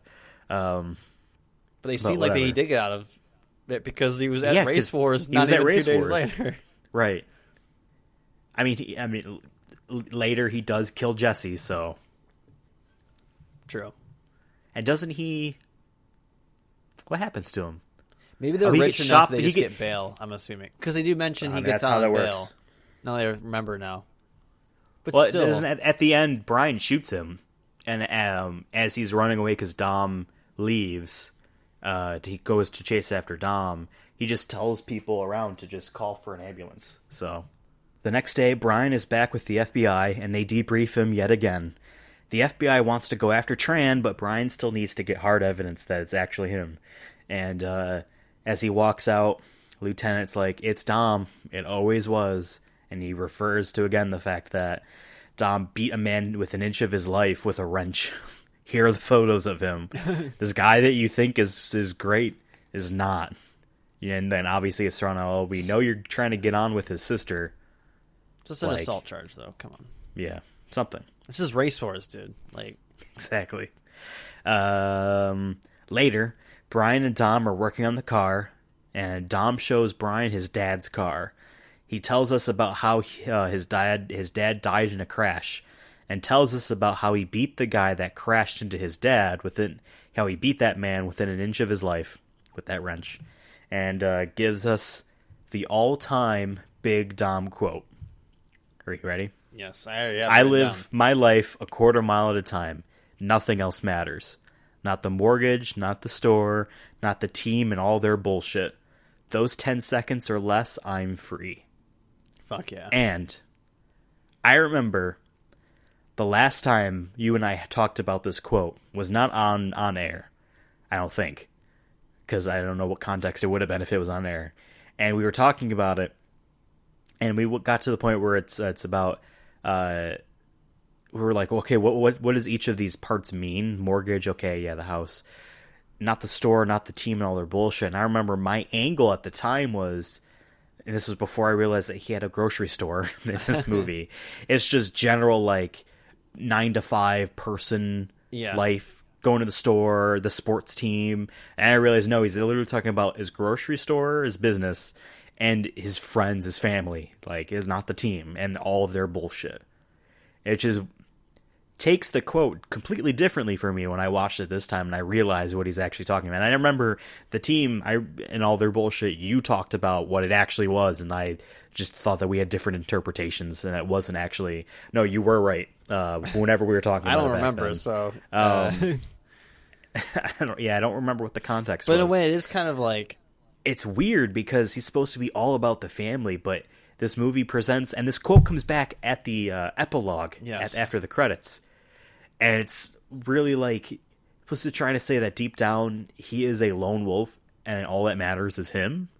Because that has nothing to do with what the rest of the franchise is. Quote. I think it's a little selfish, but you could argue, I think, that, like, he does care, but there's that moment where it is just like he's free from, like, that's his euphoria, that's his safe space, if you want to call it that. Those 10 seconds, it's all like he's just driving. You know what I mean? So I kind of look at it that way. I don't think it necessarily is negative. I think it's no different than, you know, we all have our, like, thing that, like, we are escapes, and that's his escape. I think that's what he's trying to say. And that, in a way, I think it's connected to his dad, though, that he mentions too. That, like, that's him. That's his 10 seconds he gets with his dad. If he ever, without driving the actual car, maybe. I don't know. Oh, the quote about his dad, where he said he was told that his dad died before the car even exploded. Like, he burned to death in the car, and then it exploded. Yeah. Like, damn. And he was apparently screaming his Dom's name. But then you find out the one that was screaming was him. It was his father, right? Yeah. But still, apparently it was a good monologue. I really liked it a lot. And I forgot about this until we watched this movie again. Fast 9 apparently has his dad in it. How are they going to... Is it a flashback? And apparently it's Sylvester Stallone. That is apparently the secret casting. Back then. Has to be. Because John Cena is supposed to be his brother. His long-lost brother. This is like Uncharted 4. I mean, sure, why not? I mean, I'm sure they'll do some retcon bullshit, and we'll all just accept it for what it is, so... I mean, they're bringing Han back. Yeah, so like we watch Han blow up. But no, he lived. Yeah. He didn't tell anybody for like 10 years. Well, to be fair, Tokyo Drift is like... Oh, that's right. It's supposed right to be... after 6. But still, it looks like it was in 2003. It's true. That night, Brian is at dinner with Mia, and they talk about the team. Then... Mia takes Brian on a ride. She's not really good at driving, but she's having fun.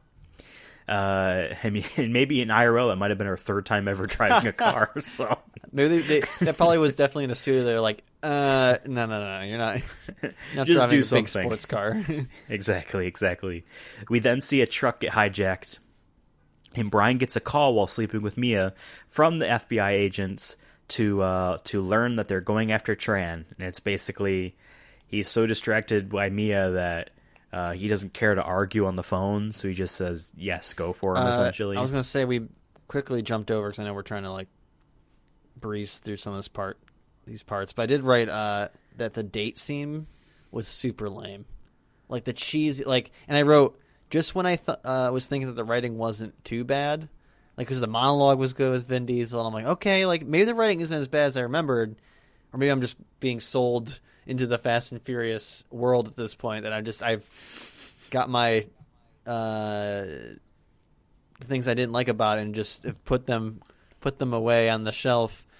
But that scene was just like so bad, and like there was one line that she said, I forgot what it was, and she basically threw a softball to him, and he acted like he's like, yeah, I crushed a home run with my cool words. I'm like, dude, anyone could have made the joke that you did. It was something about like, oh, I don't care about them, I care about you, or something stupid. It was like that kind of bullshit, and I'm just like, it's the first she says, date. Dom's like gravity, everyone's drawn to him, even you, and he said, it wasn't him, it was you. I'm like, I'm like, before he being even friends with your started, brother's I'm like, just this a is bonus. so predictable. I would have rolled my eyes if I was her. I'm like, if we're on a date and you do that shit, get out of here. It's over. If I was the waiter, I would have tripped. Yeah.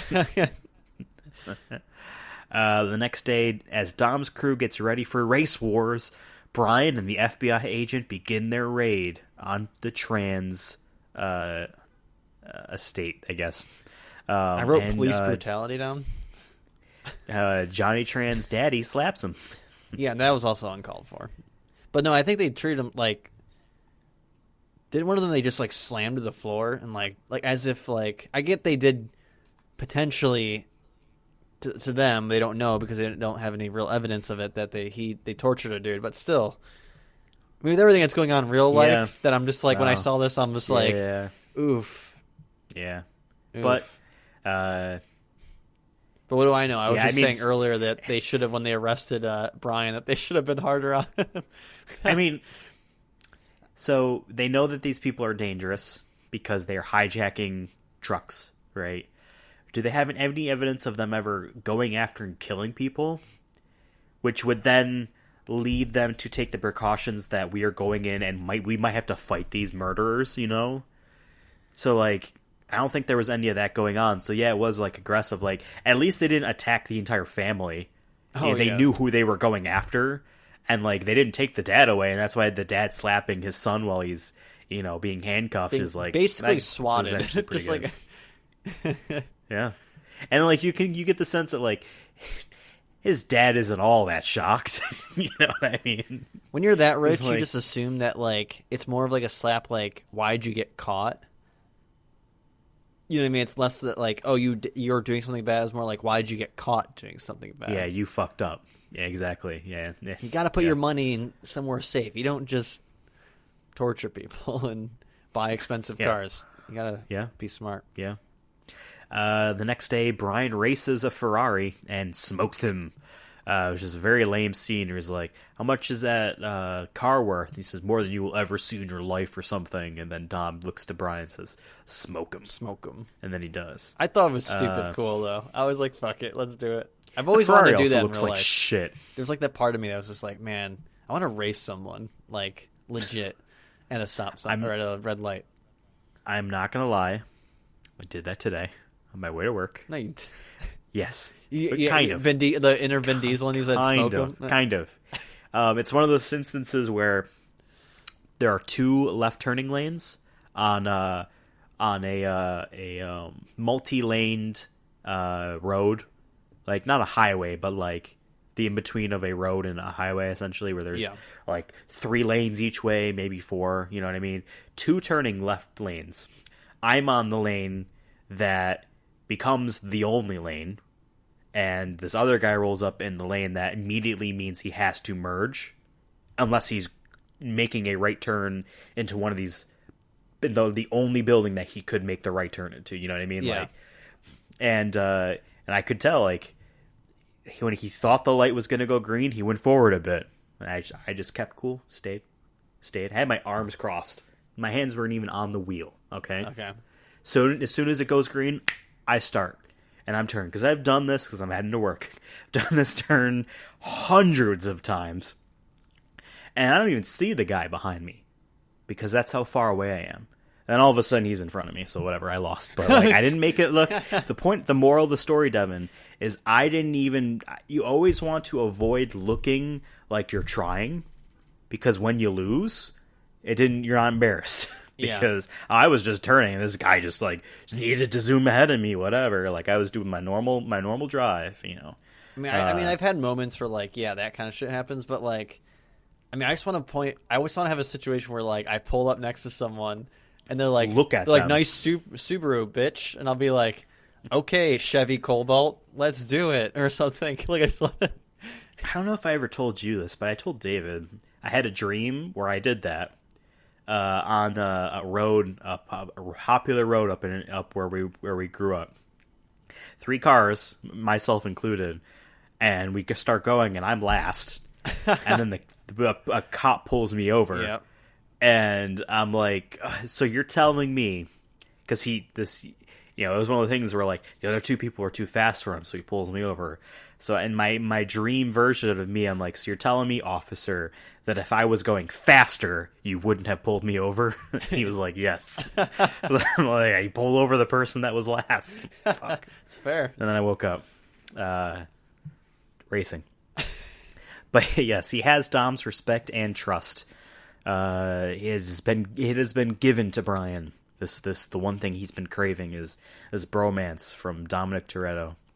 And at lunch, Brian tries to get Dom to tell him all about his side hustle. He gets way too aggressive, and in the past I've said that Paul Walker I don't think is as great as an actor as some people make him out to be, but I think he did do a good job of the scene of showing you can tell that his character is raced for or pressed for time, and he's just trying to race to a conclusion, or Fast and Furious.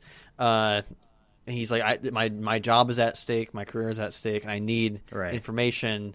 So he's just pressing Dom, and Dom starts to see not that he knows he's a cop, but he's just like, what the fuck is wrong? He's clearly antsy about something, and he passes him a note. And I wish that the note said, "You a cop?" on it. How funny would that be? Just but I don't remember, what did the note even say? It was a ticket to Race Wars or something. In the note was directions to where Race Wars was, and Dom tells him that they'll talk after Race Wars. Which Race Wars, obviously, in real life, Race Wars is going to be the war of the races. Oh, Jesus, hope not. Hopefully, white people lose. We've had our time.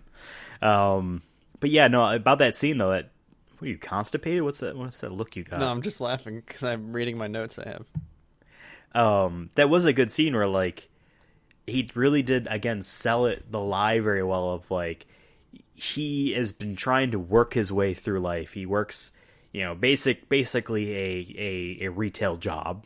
You know what I mean? And he's like, no, Dom. It's assumed in Dom's mind that Dom is the family provider, and he is buying lunch. Obviously, it's just the assumption that's going on. And Brian's like, no, I can pay for my own shrimp. That's I'm all about, and I want to be a part of what you're doing. I've been working, I thought that was a pretty good scene, too.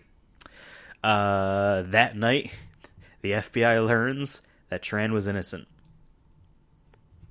We are now at Race Wars in the desert, at some old government site. They briefly say that it was on a fence airport. that's government site. It was a old airport or something. It's probably an Area 51 type of thing, where it's just a large section of fenced off desert that belongs to the government. Well, but there was road though. It was all, to me it looked like an airport of some sort. But it doesn't really matter. What I want to know, and I don't think they ever say, was that does the government know that this happens? I think this is legal street racing. That's my thinking. But I have before we get going on there, I have some trivia about this. Okay. Guess how many cars were used in Race Wars alone? In this movie. In the Race Wars scenes. Okay, in the Race Wars scenes. 20. Over 1,500 cars were used in Race Wars. When? Over 1,500 cars. In fact, a lot of the people in the backgrounds with their real cars were racers, driving their own so it was cars. More they just went to the event, filmed it, like we talked about earlier, and they just kind of made them do this. So. I think that's cool, at least. Probably cheaper, too. I was just reminded me of that wasn't that movie in the future? I forgot what Fast and Furious is, where it feels like they have a million cars on scene. Oh, the zombie cars? The zombie cars, and then there's the other one where they're all hiding or something in like a parking garage, and all of a sudden they all emerge, and the military's after them. I don't remember if that's the same movie or not. It's been a minute. It's only been probably a year, but all those movies kind of blended together, so that's why I'm excited that we're going through them all again. But yeah, the zombie cars is crazy. I gotta love that shit. We'll get to there in 2025. Yeah. So we're at Race Wars, and we see Michelle Rodriguez race some loser and make $2,000. Nice. Hell yeah. That was a pretty good paycheck, especially in 2001. The economy hasn't been destroyed I mean, yet. I would take $2,000. I mean, I think most American people would take $2,000 for their rent. She can spend that money on oil. I don't even think 9/11 happened yet. She can make a giant buck. Just invested in stocks now. Exactly. Remember when Animal Crossing New Horizons came out, and there was some review site or something was like, how many barrels of oil can you get for Animal Crossing New Horizons? And it was whatever $60 of oil was worth. Yeah. And then later, when briefly the price of oil went into the red, and like it was actually worth less than nothing, they went back. So this aged poorly. like you made the best bet. You buying Animal Crossing. So Jesse races Johnny Tran and loses. And doesn't he know who this guy is? He's just like, it's just some guy in a Honda 2000. But like, you look at the car, I'm like, no, this guy is here for Race Wars. It's not like I rolled up in my Honda Accord. This is the biggest plot hole I had that I noticed in the movie, or I had written down here, is so then he runs away or drives away, and they're going after him, and then they ignore that, like that he's on the run. Kind of, I was kind of confused by that. Yeah, it's weird where it's like, because they act like he's in so much danger after at the moment. Yeah, in the moment, and then they're like, "Oh, we got to do that job tonight. Let's just not worry about it." Yeah, when they go off to go do the job, I thought they were going after him. You know what I mean? But they ignore it, and then like when he gets killed later, they're like, "Oh, we gotta go find him." It's like, what were you doing?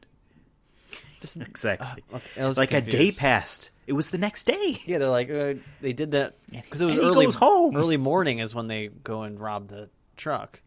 Yeah, we'll get there. So he loses, freaks out, and runs off with the car. Dom and Johnny Tran get into a fight. Michelle Rodriguez gets a swing in too. That was so bullshit. That dude's like running in. Imagine just getting sideswiped out of, like, you were not expecting to get hit by a girl. Not to the girl. I'm just saying, like, in general. But in 2001, running by, you're like, I need to help my friend. All of a sudden, it's boom out of nowhere. Security breaks up the fight. It's night now at Race Wars, and Brian looks for Mia. He sees that Dom and crew are going after... Oh, I wrote that they were going after Jesse. I forgot to change it. No, they're not. I just assumed at this point. You would assume. In the recap. I would assume, yes. But he sees that Dom and crew are going out, and Brian tells Mia that he's a cop.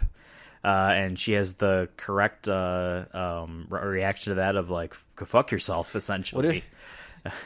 I also wrote this down, too. I'm just like, what if she's just like, a cab? Like ahead of its time. She just says that. He's like, what does that mean? Exactly. She's like, you'll find out in 2020. They race after Dom and they race after Dom to stop them from robbing another truck. And this is the point too where Brian is starting to have more of allegiance towards, mostly for her, Dom. Yeah. And the slight bromance for Vin. That he's like, no, we need us. I'm trying to help you. I wouldn't have told you I was a cop if I wasn't trying to help. You know what I mean? Like, I'm trying to warn them so that they can get away. Yeah. Which is, I mean, like, he's just doing all this for her, which is who he met, what, 4 days ago? Maybe a week or two ago? Crazy, dude. Imagine putting your whole career on the line for a girl she's also whose brother really young. or whose brother and everyone else is involved in domestic crimes. I don't know. It's a little crazy, I think. The biggest error of this entire franchise is the character of Brian. I'm sorry, yes, rest in peace, Paul Walker. Like, I get it. Like, we're looking at this. A lot of people look at him as an actor and that character with these rose tinted glasses on, because we romanticize the work of the dead. Brian O'Connor is a stupid motherfucker through and through. Very reactionary. You know what I mean? Very reactionary in the moment, being like, yeah, I'm making this decision. How did he ever even get into the Force? Well, I mean, we know how. But, like, you know what I mean? Like, how did he ever, like, how is he getting detective when he's just this untrustworthy, reactionary, like you said? Like, this guy's an idiot. To be quite honest, this guy is an idiot. It baffles me. They let him in, like, twice, and then he betrays them again. So, but, whatever. But smart enough to outsmart Vin Diesel. Dominic Toretto. Yeah, Dominic Toretto. He might be the only person that ever does. In that sense, truly, truly. The sun is rising, and Dom rolls up to a truck. They attempt to rob it, but it goes south. The whole time throughout this movie, when we get back to the FBI scenes, they keep leading on the hints that, like, the truckers are all going to, like, revolt. Take matters in their own hands, and I'm like... Which, I mean, yeah, if you're being robbed, I mean... But at the same time, they say it as if, like... They're going to become Batman. Yeah, or like, and they say and vigilante. they'll allow it. Like, they're going to, like, there's nothing we can do if it happens. Like, no, you should probably still... Okay, let's assume the truck driver kills, like, Dom, or, like, all of them. You probably still would... He'd have to take a penalty, like, some sort of... fine or something. You do time. Injure or kill someone. Yeah, but like, I mean, I get self-defense. It but takes there's a them certain line still. It takes the truckers in what the film shows us, like 3 or 4 attempts before like we first see someone fight back. But like it's implied that no, they've been doing this for a while. Obviously, this is why Brian's undercover to begin with, etc. And we see in all the scenes where they do rob the truck, they do the exact same tactic over and over again. They harpoon the passenger seat. They first harpoon the windshield to pull it off. Then they harpoon the passenger seat. They climb in. They trank the driver. They slow the truck down, and then they take all the stuff in it. Yeah, it's the same tactic. These people are obviously communicating enough to the fact that they're going to be arming themselves when they're on the road. Why wouldn't they be like, all right, I'll just pull the passenger seat down? Or if I see 4 black cars with green neon lights underneath, not very subtle, like stealth cars rolling up, I'll immediately pump on the brakes or try something. You know what I mean? That's what I'm saying. I'd let it happen. Pull over and be like, because from what we know, they haven't killed anybody when they could have. Like, just don't ruin the truck. Just fine. If you're going to take my DVD players, do so. Or I'd be like, I'll. Like, rob me, take the entire truck if you want. And, just don't... I'm not fighting... Here's the thing. It's like, I know the truck drivers get paid so much more than this, but, like... It's like being a cashier at a gas station. You're always told to just let them take the... It isn't... we'd rather you not get shot trying to be a hero. Exactly. Than... Exactly. All that stuff in the truck... It's not just like your job tells you to deliver this from one location hundreds of miles to another one. Like, no, all that stuff is checked for and insured. All of that merchandise is insured, especially the stuff that they're stealing out of these trucks are expensive. All that stuff is insured. The truck is insured. Like, just let them take it and go. You know what I mean? Like taking matters in their own hands. It's not their products. You know what I mean? They're just driving it. It's a little weird for me. They feel like they're in danger, which I guess I kind of get. But it's like, not ice road truckers, all right? Any ice road truckers. You're driving in L.A. on an empty highway. You're fine. What a better reason why the FBI needs to get this done quickly, besides the obvious fact of there would be more robberies if they don't. Instead of having it be like, oh, the truckers are gonna take matters in their own hands, and we don't want that. What it could have been instead, in my mind, and what could have been better is the police are gonna feel obligated to have to give escorts to all of these vehicles, and they don't want to do that for obvious expense reasons. So we need to stop it from happening. You know what I mean? But I guess it wouldn't have made that action scene feel any good. Yeah, like, because if the cops are already there, they're probably just not gonna attack, unless it would have to be like a sting thing, like you said, like Paul Walker's Jesus Christ, Brian would have to tell the cops ahead of time, like, oh, they're gonna rob this truck, just attack them at this point on the highway, like, which is what he was probably going to do once he learned about it. But his character, Brian O'Spiegel, his undercover character, doesn't actually know that yet, technically. You know what I mean? So he couldn't have done that. He was going to after Race Wars, but Dom just had to try to rob a truck during Race Wars, of all things. And it's funny too, like, this is such like a dark horse, odd duck of this franchise, where the character of Dominic Toretto is always a certain way, except in this one. Whenever he is doubted in the rest of this franchise, to my knowledge, I could be wrong, but like, let's be real here, I'm probably right. Whenever he's doubted, he's ended up proven right. You know what I mean? Whenever he's going to do something and people are like, we can't do this. No, he's always proven right. Here he's proven wrong. You know what I mean? All of his friends are like, let's not do that. This is bad. And Tom's like, we've been waiting on the score for a while. This is a big one. We're doing it. Trust me. And he's wrong. You know what I mean? It goes south. Don't like all three of them are like, I got a bad vibe about this one. He's like, basically fuck off to the first one. And the second one comes up and they're like, hey, are you sure about this? Like, literally, like, it was three people in a row, not collectively, just one person at a time was like, individually to him, yeah. I just thought that was funny. Yeah. I'll read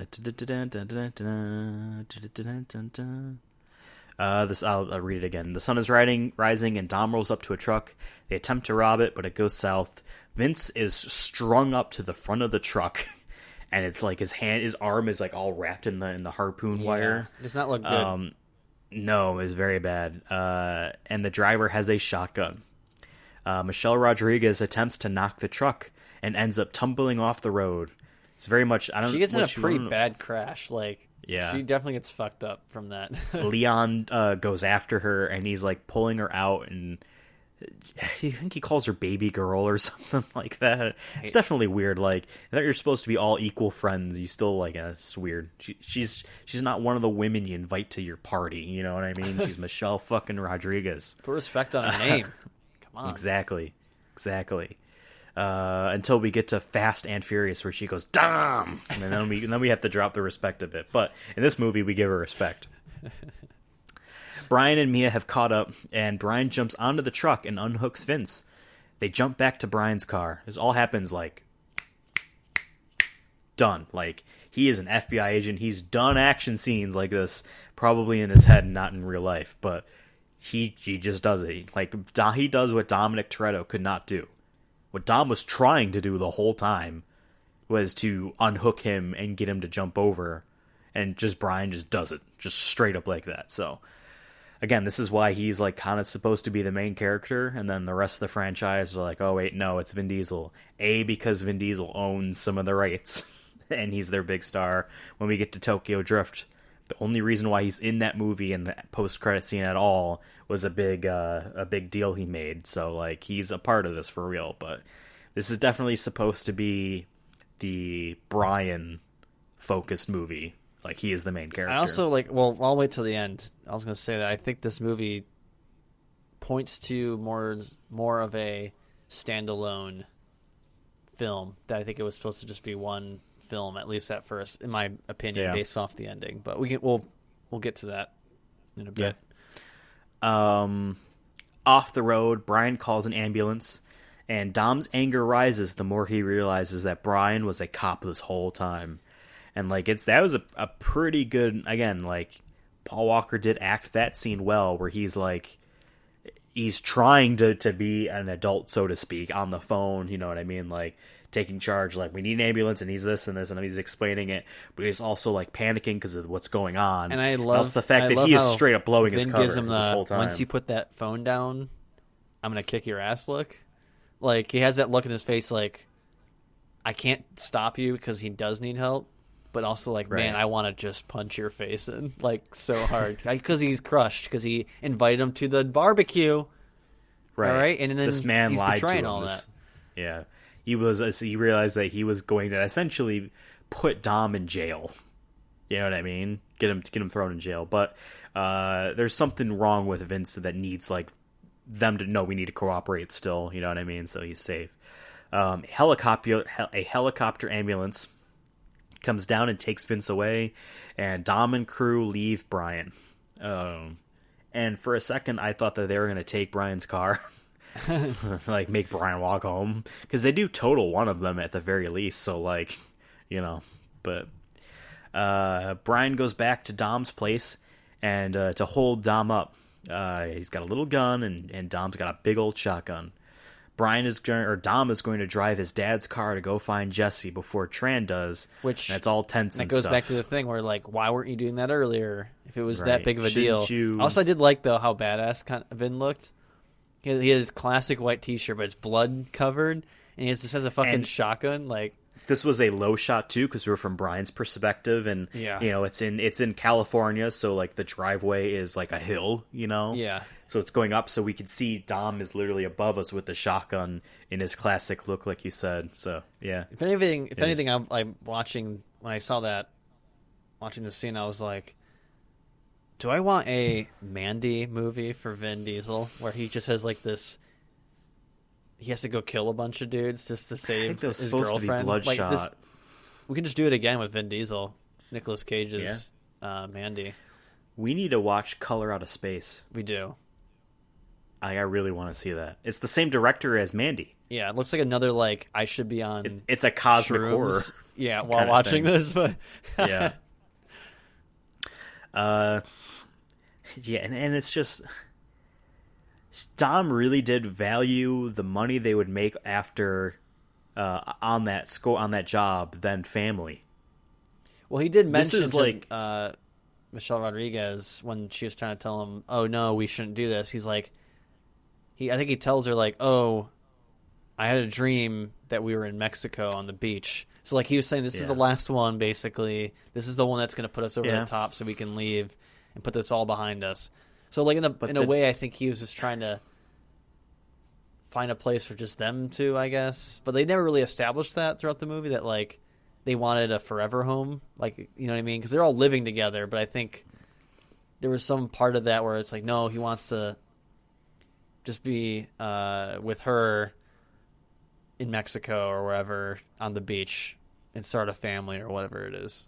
But they never really established that enough to where that was as like, okay, this is the last job for real. Right.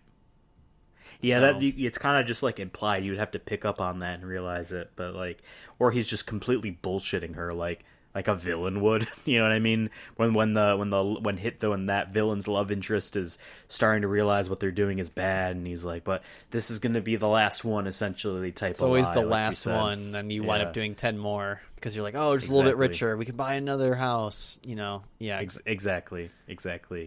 But yeah, like this is his character has not set up the way that we know his character to be. Like, Dom, we know, would never turn his back on family. He's a member of family on the run from people that want to kill him. Because his family member fucked up. But, like, he's in major trouble. Dom would not turn his back on him. Let alone for, like, just money, essentially. So, but I get that this was, you know, like you said, just a one-and-done type of film. Just like Pitch Black was, so whatever. It's all tense because they're both kind of holding each other up, and Dom is basically like, "No, I need to do this. Like, our beef, what I'm gonna do to you, is gonna happen after this. Yeah, I need to save him. You know what I mean?" But then Jesse ends up back at the house anyway, and I almost wonder if like that was originally not the plan. Like, film-wise, maybe they ran out. They're like, shit, we're like running out of time. Again, budget of 38, small, you know.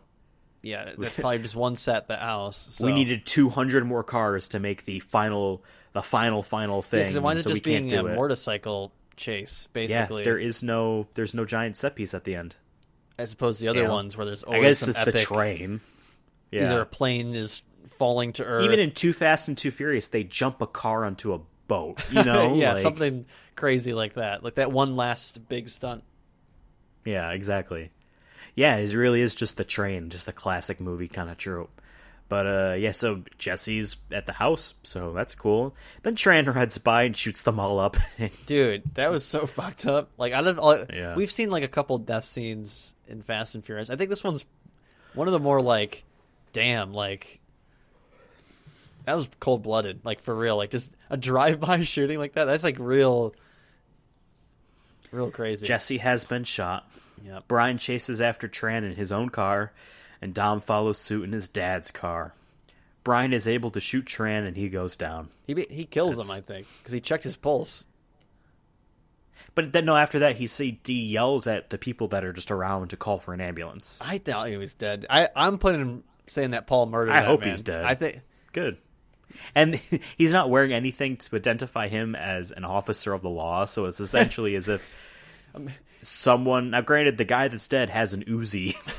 A silenced well, Uzi. people probably don't so, know that. like, They just see a biker get chased down by a dude with a white T-shirt or whatever. he was firing at... They were both whatever. firing at But each if I'm at that other, intersection, all of a sudden I see this motorcycle crash. Well, yeah, because Brian stops, turns his car so that his driver window is facing kind of in the direction of Johnny's motorcycle going away, and he just pulls out his gun and Yeah. Johnny goes down. Wraps him real quick. Pretty much. So, like, from that instance, holy shit!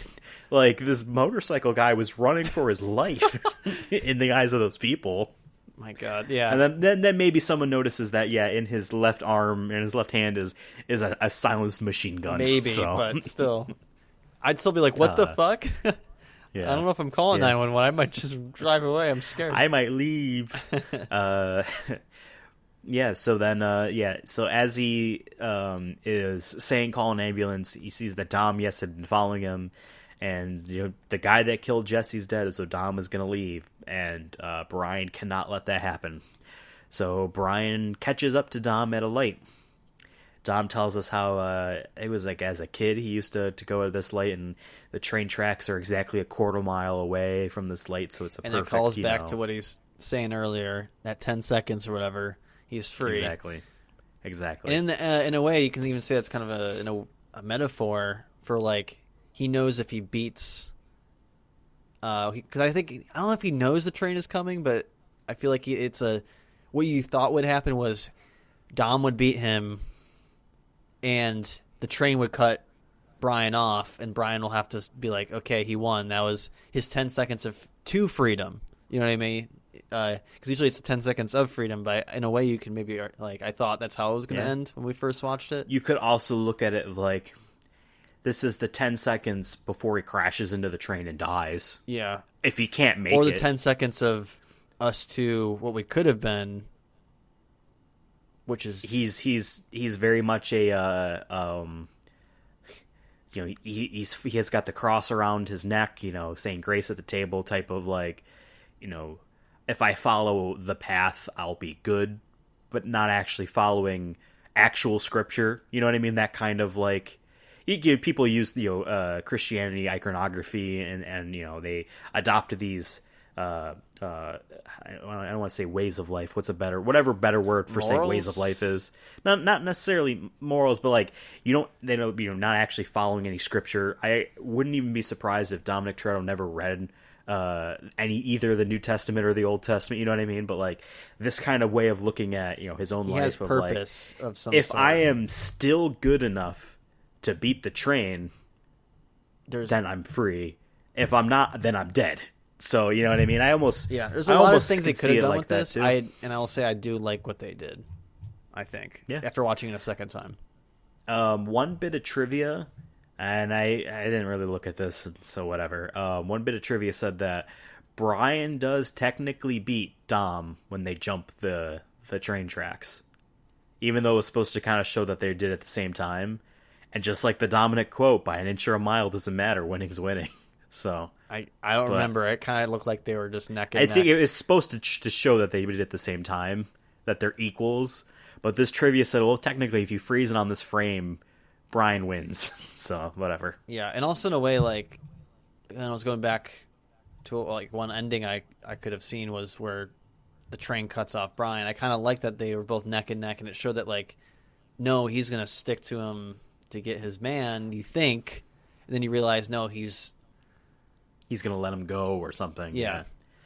I would There's also a be respect. It goes back to his interested. respect thing too. Like, look, I beat you, or his car. Oh, Dom's car got destroyed. So in a way, I guess you kind of win on default.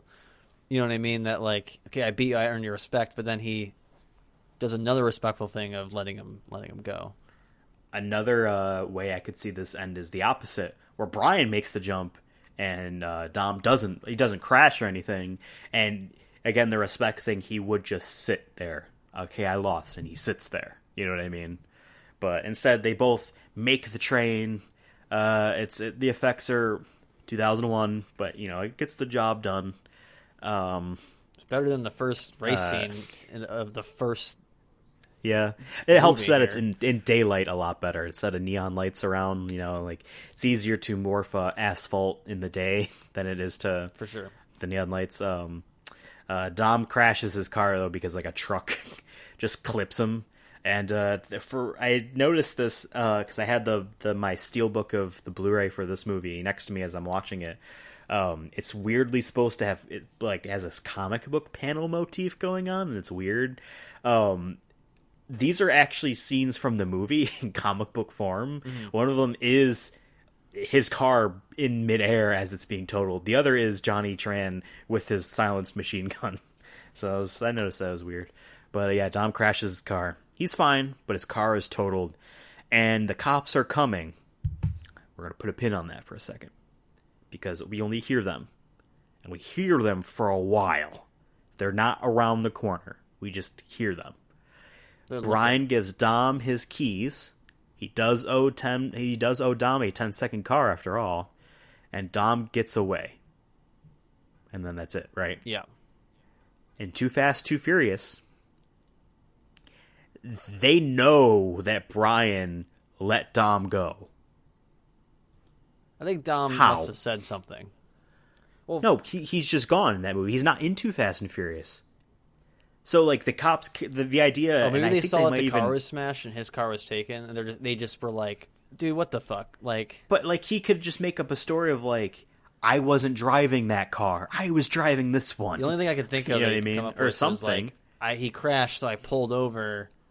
I thought he was injured, and then he, like, disarmed Punched me, me. and then, like, Yeah. he ran into the car, and I couldn't stop him. Like, Exactly.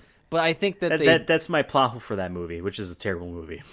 But whatever, yeah, it doesn't really matter, I guess. Yep. So we get the end, and then we get the credits. Terrible credit song. We will get to that in a second, Devin. And then we get an after credit scene, just showing us that Dom made it out. And we get an abbreviated version of his quote of his 10 seconds at a time kind of thing.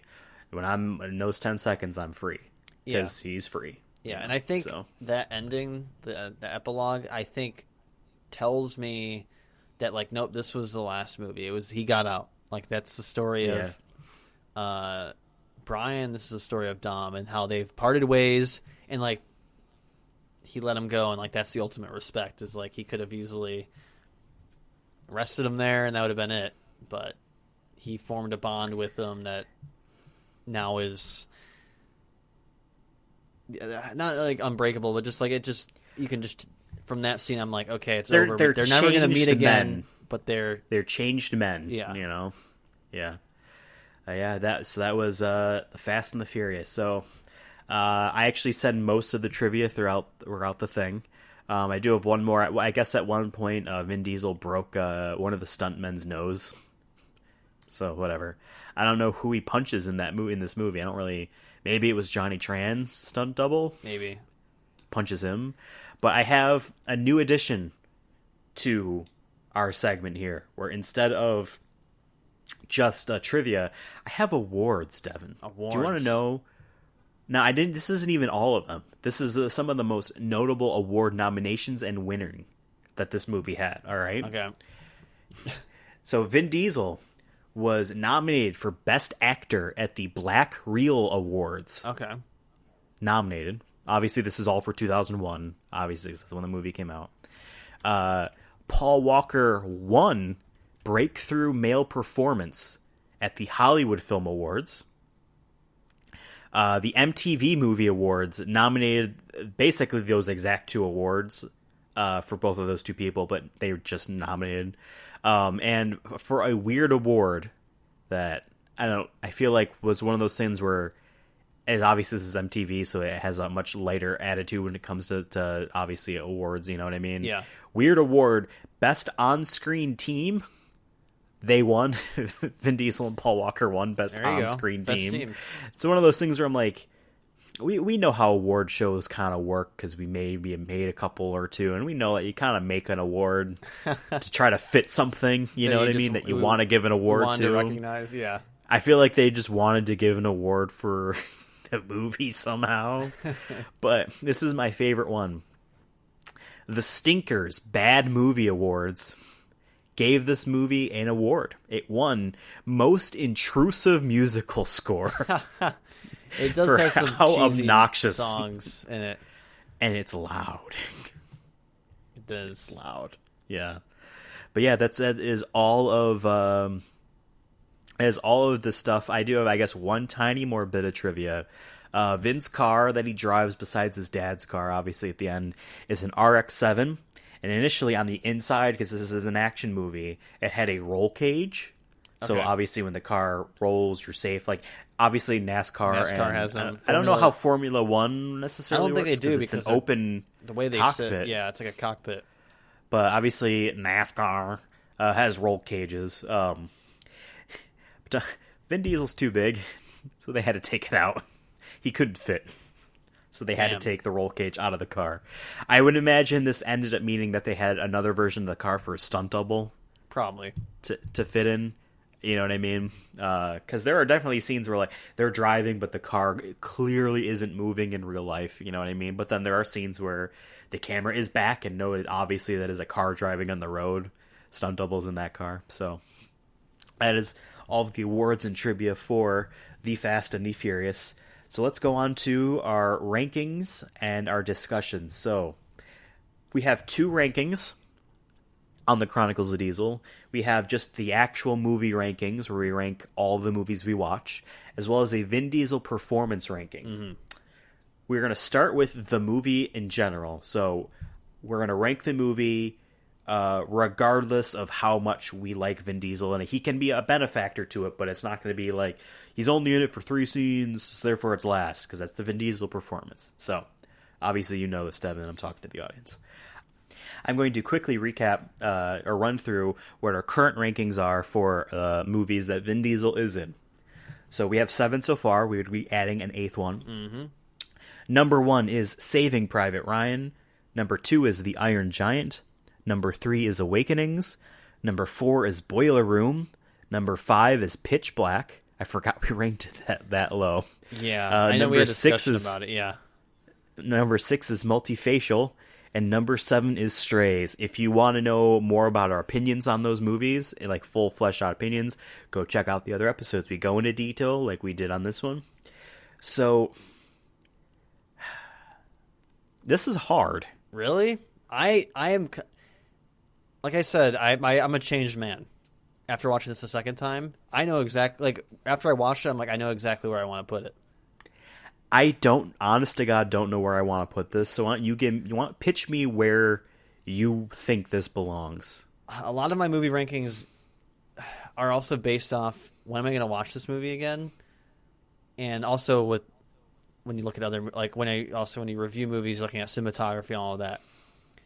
After rewatching this a second time, there's like craftsmanship and then like an entertainment value, like rewatchability. Fast and like they're Furious 2 things. Is not an auteur film where I'm supposed to be like, wow, there's so much metaphors and imagery and angles and all that stuff. This movie is pure entertainment. That's what it was made for.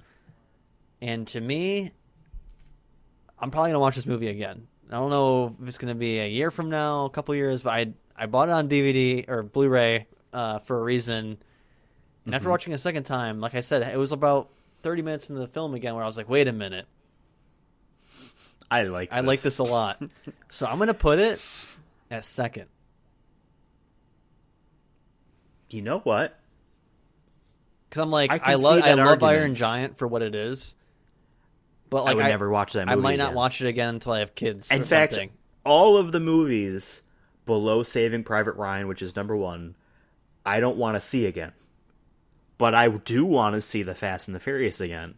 Exactly. So, Like immediately when I was done, I was like number 2. yeah, like I'm trying to think in my head reasons why I would disagree with that. The only thing I can think of is that Awakenings was just a really beautiful Robin Williams movie. Yeah. But are you going to watch that 2.5 hour, very sad? No. Yeah, it ends sad. No, I think you're right. That's what I was saying. Like when I was like, I love the Iron Giant because I love my monster movies. I thought the animation was cool and it was a little cute film. But I'm gonna watch The Fast and Furious again. I'm probably gonna watch Saving Private Ryan again, and that's like the deal breaker for me with these rankings is unless the Iron Giant, like the Iron Giant had a lot of cool moments in it, and like I said, the art I think is cool, but at the end of the day, Fast and Furious I think is more entertaining, and At the end of the day, I just want to race. I want to race. Yeah. Exactly. Huh. Yeah, it's official. I agree with you. You made a very compelling argument, and I actually, yeah. Like, if you just think about it, like the first, where does your heart lie? And it's like it's second. I mean, this is not fair to where we're at right now with the podcast, but thinking ahead, I'm like, do I really want to have all the Fast and the Furious movies above a bunch of other Vin Diesel movies just because we have what is one of the worst ones at 2? But now that I'm like, now that I watched I'm like, that too, but the thing is, our minds might change. After, like the fact that like I had an epiphany 30 minutes in that I was like, wait a minute, I really like this, makes me think that either all one, because I didn't when we watched all the original ones before we started the show, I had this one I think top 3. I had the second to 4. last. Really? I gotta look again, but like I remember not hating this movie. I just thought it was a little silly and like extremely corny. And it is. It is. But I remember being like, I almost fell asleep to the 4th one. The second one is not even good bad. It's just terrible. Just bad. It's embarrassing. Yeah. So like the third one is whatever. Yeah, so I'm just like has a little Bow Wow in it. So to me, I'm like, I can see this being a top dog for a little while. Not gonna say it's gonna be in top 5 at the end of this. Maybe it will be. I mean, we got like... But I think the fact that my mind changed gives me hope that like maybe I'm going to wind up liking the Fast and Furious saga even a little bit more once you do it all over again. It's official. Our current ranking for Vin Diesel's movies in general as of 2001 is number 1, Saving Private Ryan. Number 2, The Fast and the Furious. Number 3, The Iron Giant. Number 4, Awakenings. Number 5, Boiler Room. Number 6, Pitch Black. Number 7, Multifacial. And number 8, Strays. Wow. Now, let's talk about Vin Diesel's performance in this film. Ooh, boy. You know how, like I said earlier, like I knew right away where I wanted to put it? Initially, I knew exactly where I want to put this one, but I'm now on the fence a little bit. Maybe I'm hesitating. Then let me go. Okay, yeah, you go. Let me go first. But before we do that, let me quickly run through our current rankings for Vin's performance ranking. Number 1 is Boiler Room. Number 2 is Multifacial. Number 3 is Pitch Black. Number 4 is Strays. Number 5, The Iron Giant. Number 6, Saving Private Ryan. And number 7, Awakenings. Obviously, Awakenings will always be at the bottom because he's in Unless for he, like, a he would have third to do of a something second.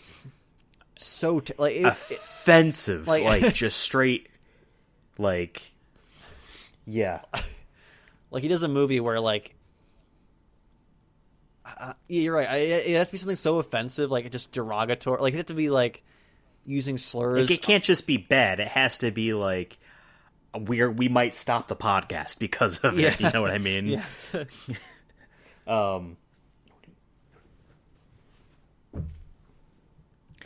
I'm going to make my pitch for why I think The Fast and the Furious is number 1. Good. You glad you said that? I'm glad you said that because I already like that's where I had it.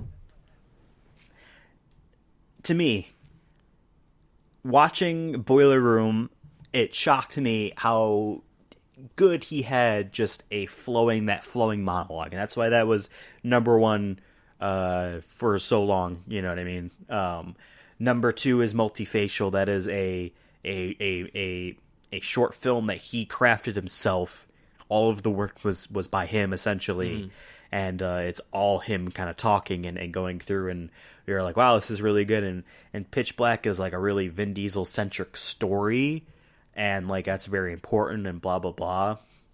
But this movie has so many, as we mentioned throughout the recap quite a few times, like good classic Vin Diesel quotes that like are delivered well. Yeah. And he maintains that boiler room charisma from that monologue in this movie. Yeah. In almost all of his scenes.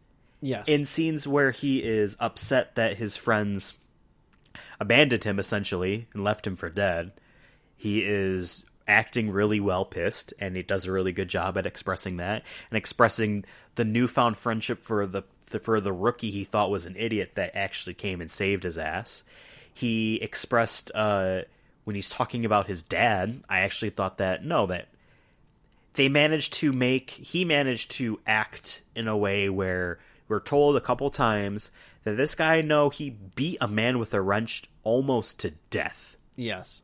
And when we hear Dominic Toretto's version of that story, you believe him, and he flips it around so well in how he's talking about it. Man, I mean, the line where he says, you're right. Whatever the guy's name is, where he said he's a janitor at a high school and he takes the bus to work every day, and you can just see that like he regrets doing that to that person. He took that man's life, regardless of whether or not you consider that a life worth living. That is not the life that man would have lived, and he took it from him.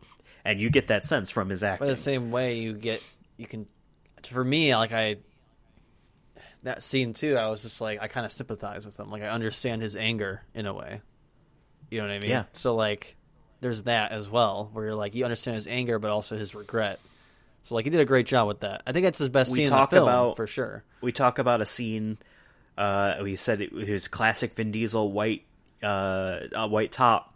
He's got the shotgun. And I'm like, no, like, regardless of how we want to talk about how the story handled Jesse leaving and how that all of a sudden not became a big deal until all of a sudden it was a big deal, Vin Diesel acted that way as if it's a big deal in that moment. That became the family comes first type of Vin Diesel that I was just saying is not in this movie, because obviously things would have been differently. I think it's number one. I do too. That's where I was on. I was just like, let me look at let me see what Ethan says, because like Boiler Room I could see an argument for. Because at Boiler Room, I think he only had limited scenes, though, and he was really, really good in those scenes. But like you said, yeah, trying to think, I don't think there was no bad scene I don't think he had in Fast and Furious. If anything, I think for a movie that was supposed to be about Brian O'Connor, in the end, I'm like, no, I care more about Dominic Toretto. I'm not saying because of the writing, but just because I think he was the best actor. I think Vin Diesel stole the show in this movie, I would even say. I would argue. Yeah. That like at the end of the day, I'm like, if you told me who the best actor was in the film, I'm going to say Vin Diesel, and it wasn't even close. Not saying like Michelle Rodriguez or any of them are bad. It's just because I think he had more scenes. But when Paul Walker had the most scenes, I don't think he really delivered every single time. He had some great scenes, and I'll give him that. But there was also some bad, if not just like, that could have been delivered better for him. Right. So, obviously, it's the year 2020 in real life, and we know this is Vin Diesel's franchise. You know, he doesn't actually own it. Universal owns it. But he is financially tied to it to a degree enough that it is obviously him, and he's known for this. Like, Triple X and Riddick are also him. I mean, I guess you could argue Groot is more well-known now than the Fast and the Furious. But when people think of Groot, they don't think of Vin Diesel, though. They think of Groot. Right. And so, coming back to 2001 now and watching this film, you just automatically assume that it's Vin Diesel is the main character, just because you know, obviously, this is the Vin Diesel franchise.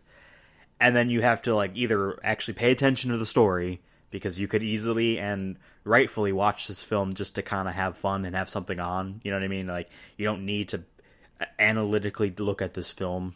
You know what I mean? It's okay not to. This is not a film that demands that or expects that. You know what I mean? Or until either you do that or someone tells you, like, no, this is a story about Brian. Brian is the main character. Paul Walker is the main character. It's the first main character we see in the film. And it ends with Dom. Shit! Yeah, I mean, yeah. It ends with Dom, but it ends with... It depends on how you look at it. If you count the end actions. credits. It's Brian's actions that end it. If you didn't know that, you would still assume it's Vin Diesel just because of the way he's acting. Just because of how he carries and dominates the scene. I mean, yeah, it's a line in the movie, but Mia does say that everyone's drawn to Dom like gravity. He's gravity, you know what I mean? And he does hold the movie together. I don't know who any of his other crew members are. Michelle Rodriguez and Jordana Brewster are in the other movies. I know Vince is in 4 or 5, one of the two. And then that's it. Like, he dies or something, because whatever. He's supposed to be like, oh, wow, they're really calling back to the first movie kind of a reveal, you know? And then The Rock comes in and changes forever. I think this is number 1. You think this is number 1? This is number 1. I think this is, like you said, he does get financially involved later on. But in a way, I feel like he just, like, came into this movie that was supposed to be about another character, and he's like, nah, this series is going to be about me. And, like, granted, the writing helped him a little bit with making him, like, the anti-hero, I guess you can argue, in a way, in some moments, for at least in relation to Brian. Like, Brian winds up being like, oh, he's not as bad of a guy, whatever. But yeah, he definitely stole. I think he stole the show. I think he came in and he's like, nah, this movie's gonna be about Dominic Toretto. It's gonna be about Vin Diesel. You know what other movie that happened in? It's Pitch Black. Again, he was supposed to die, and then they got so interested in his character while filming.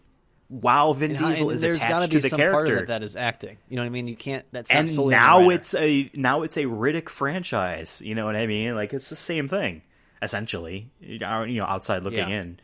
Like, yeah, no, this is number 1 for our Vin Diesel ranking. And I will say one more thing. The whole goal of this show was always to be like, let's look at Vin Diesel and not judge a book by its cover from a couple movies we've seen from him. We want to look at this from the very beginning, and maybe by the end we figure out something like we did with Sonic movie show. I mean, we're still going, but with the Sonic movie, the initial journey was like, man, this movie's gonna suck, but wouldn't it be great if it wasn't bad? And it wound up being great. It had a great ending to a story.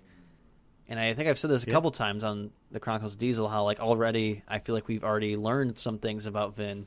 I'm starting to learn, at least from now, going from all the other ones to now the Fast and Furious, the very first one, that I think we underestimated him a little bit. I think that he's shown that he can dominate. Might be just in a specific character, which I think is where I'm kind of at still, which I think I had beforehand, where I'm the same way with Nicolas Cage, where I think Nicolas Cage is a great actor if you put him in a role of an insane person. Nicolas Cage. A Nicolas Cage role. And I think Vin Diesel is like that too. Maybe that'll change once we see like movies like The Pacifier or something like that. I doubt it, from what I've heard. But I'm totally okay with that, with the lesson being, yeah, he fits in specific roles, but he's actually great at it. He's not just good, he's great. And that's kind of where I'm leaning right now. So our current our current Vin Diesel performance rankings is as follows. Number 1, The Fast and the Furious. Number 2, Boiler Room. Number 3, Multifacial. Number 4, Pitch Black. Number 5, Strays. Number 6, The Iron Giant. Number 7, Saving Private Ryan. And number 8, Awakenings. Wow. That is insane. And again, also, should mention this again. If you want to know our full in detail thoughts about his performance in all of those movies, go check out the other episodes. It's even better than this one. Wait, no, that's not what I should say. I should say that everyone's better than the last. Yeah. So, I guess, how do we end this show? Usually we just talk about what we're watching next, usually. Like, what would that be? Yeah, so next we're going to be watching another 2001 film called The Knockaround Guys. I have no notes written for what I've this is never heard about. of this, even though I know you told me all the movies before. I don't remember you saying this one at all. I feel like you just might have thrown we this one in there. we spent our first episode, which is our special episode number 1, going through our list here, and I don't know anything about the Knockaround Guys. I don't even know the genre. I didn't write any notes down. After that is a Triple X, and then A Man Apart. Just weird. But October 1st, the beginning of the spookiest month. Yes. Potentially could be a spooky movie. It doesn't sound like Knockaround Guys. It doesn't sound like it. Probably the find spookiest that movie somewhere. we're going to get for Vin Diesel is going to be Witch Hunter. Witch Hunter. Yeah.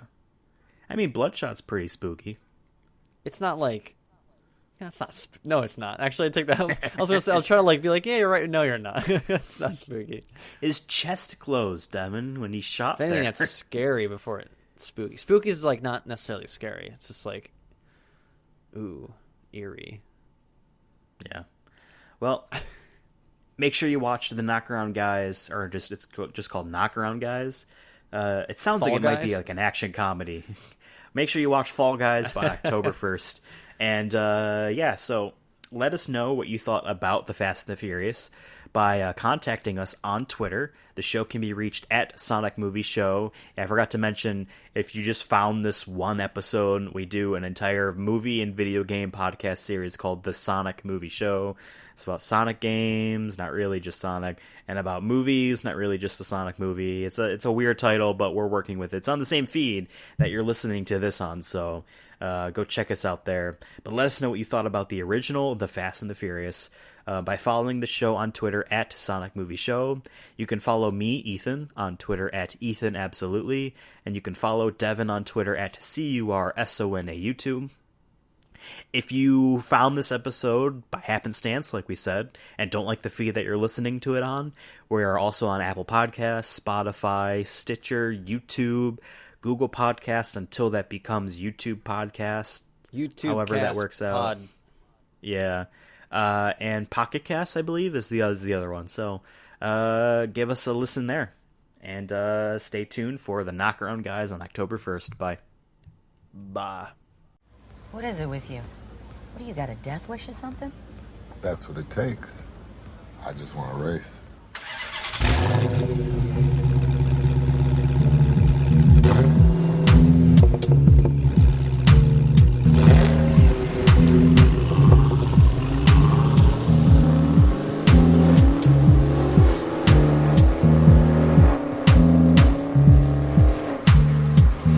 Ride or die, remember?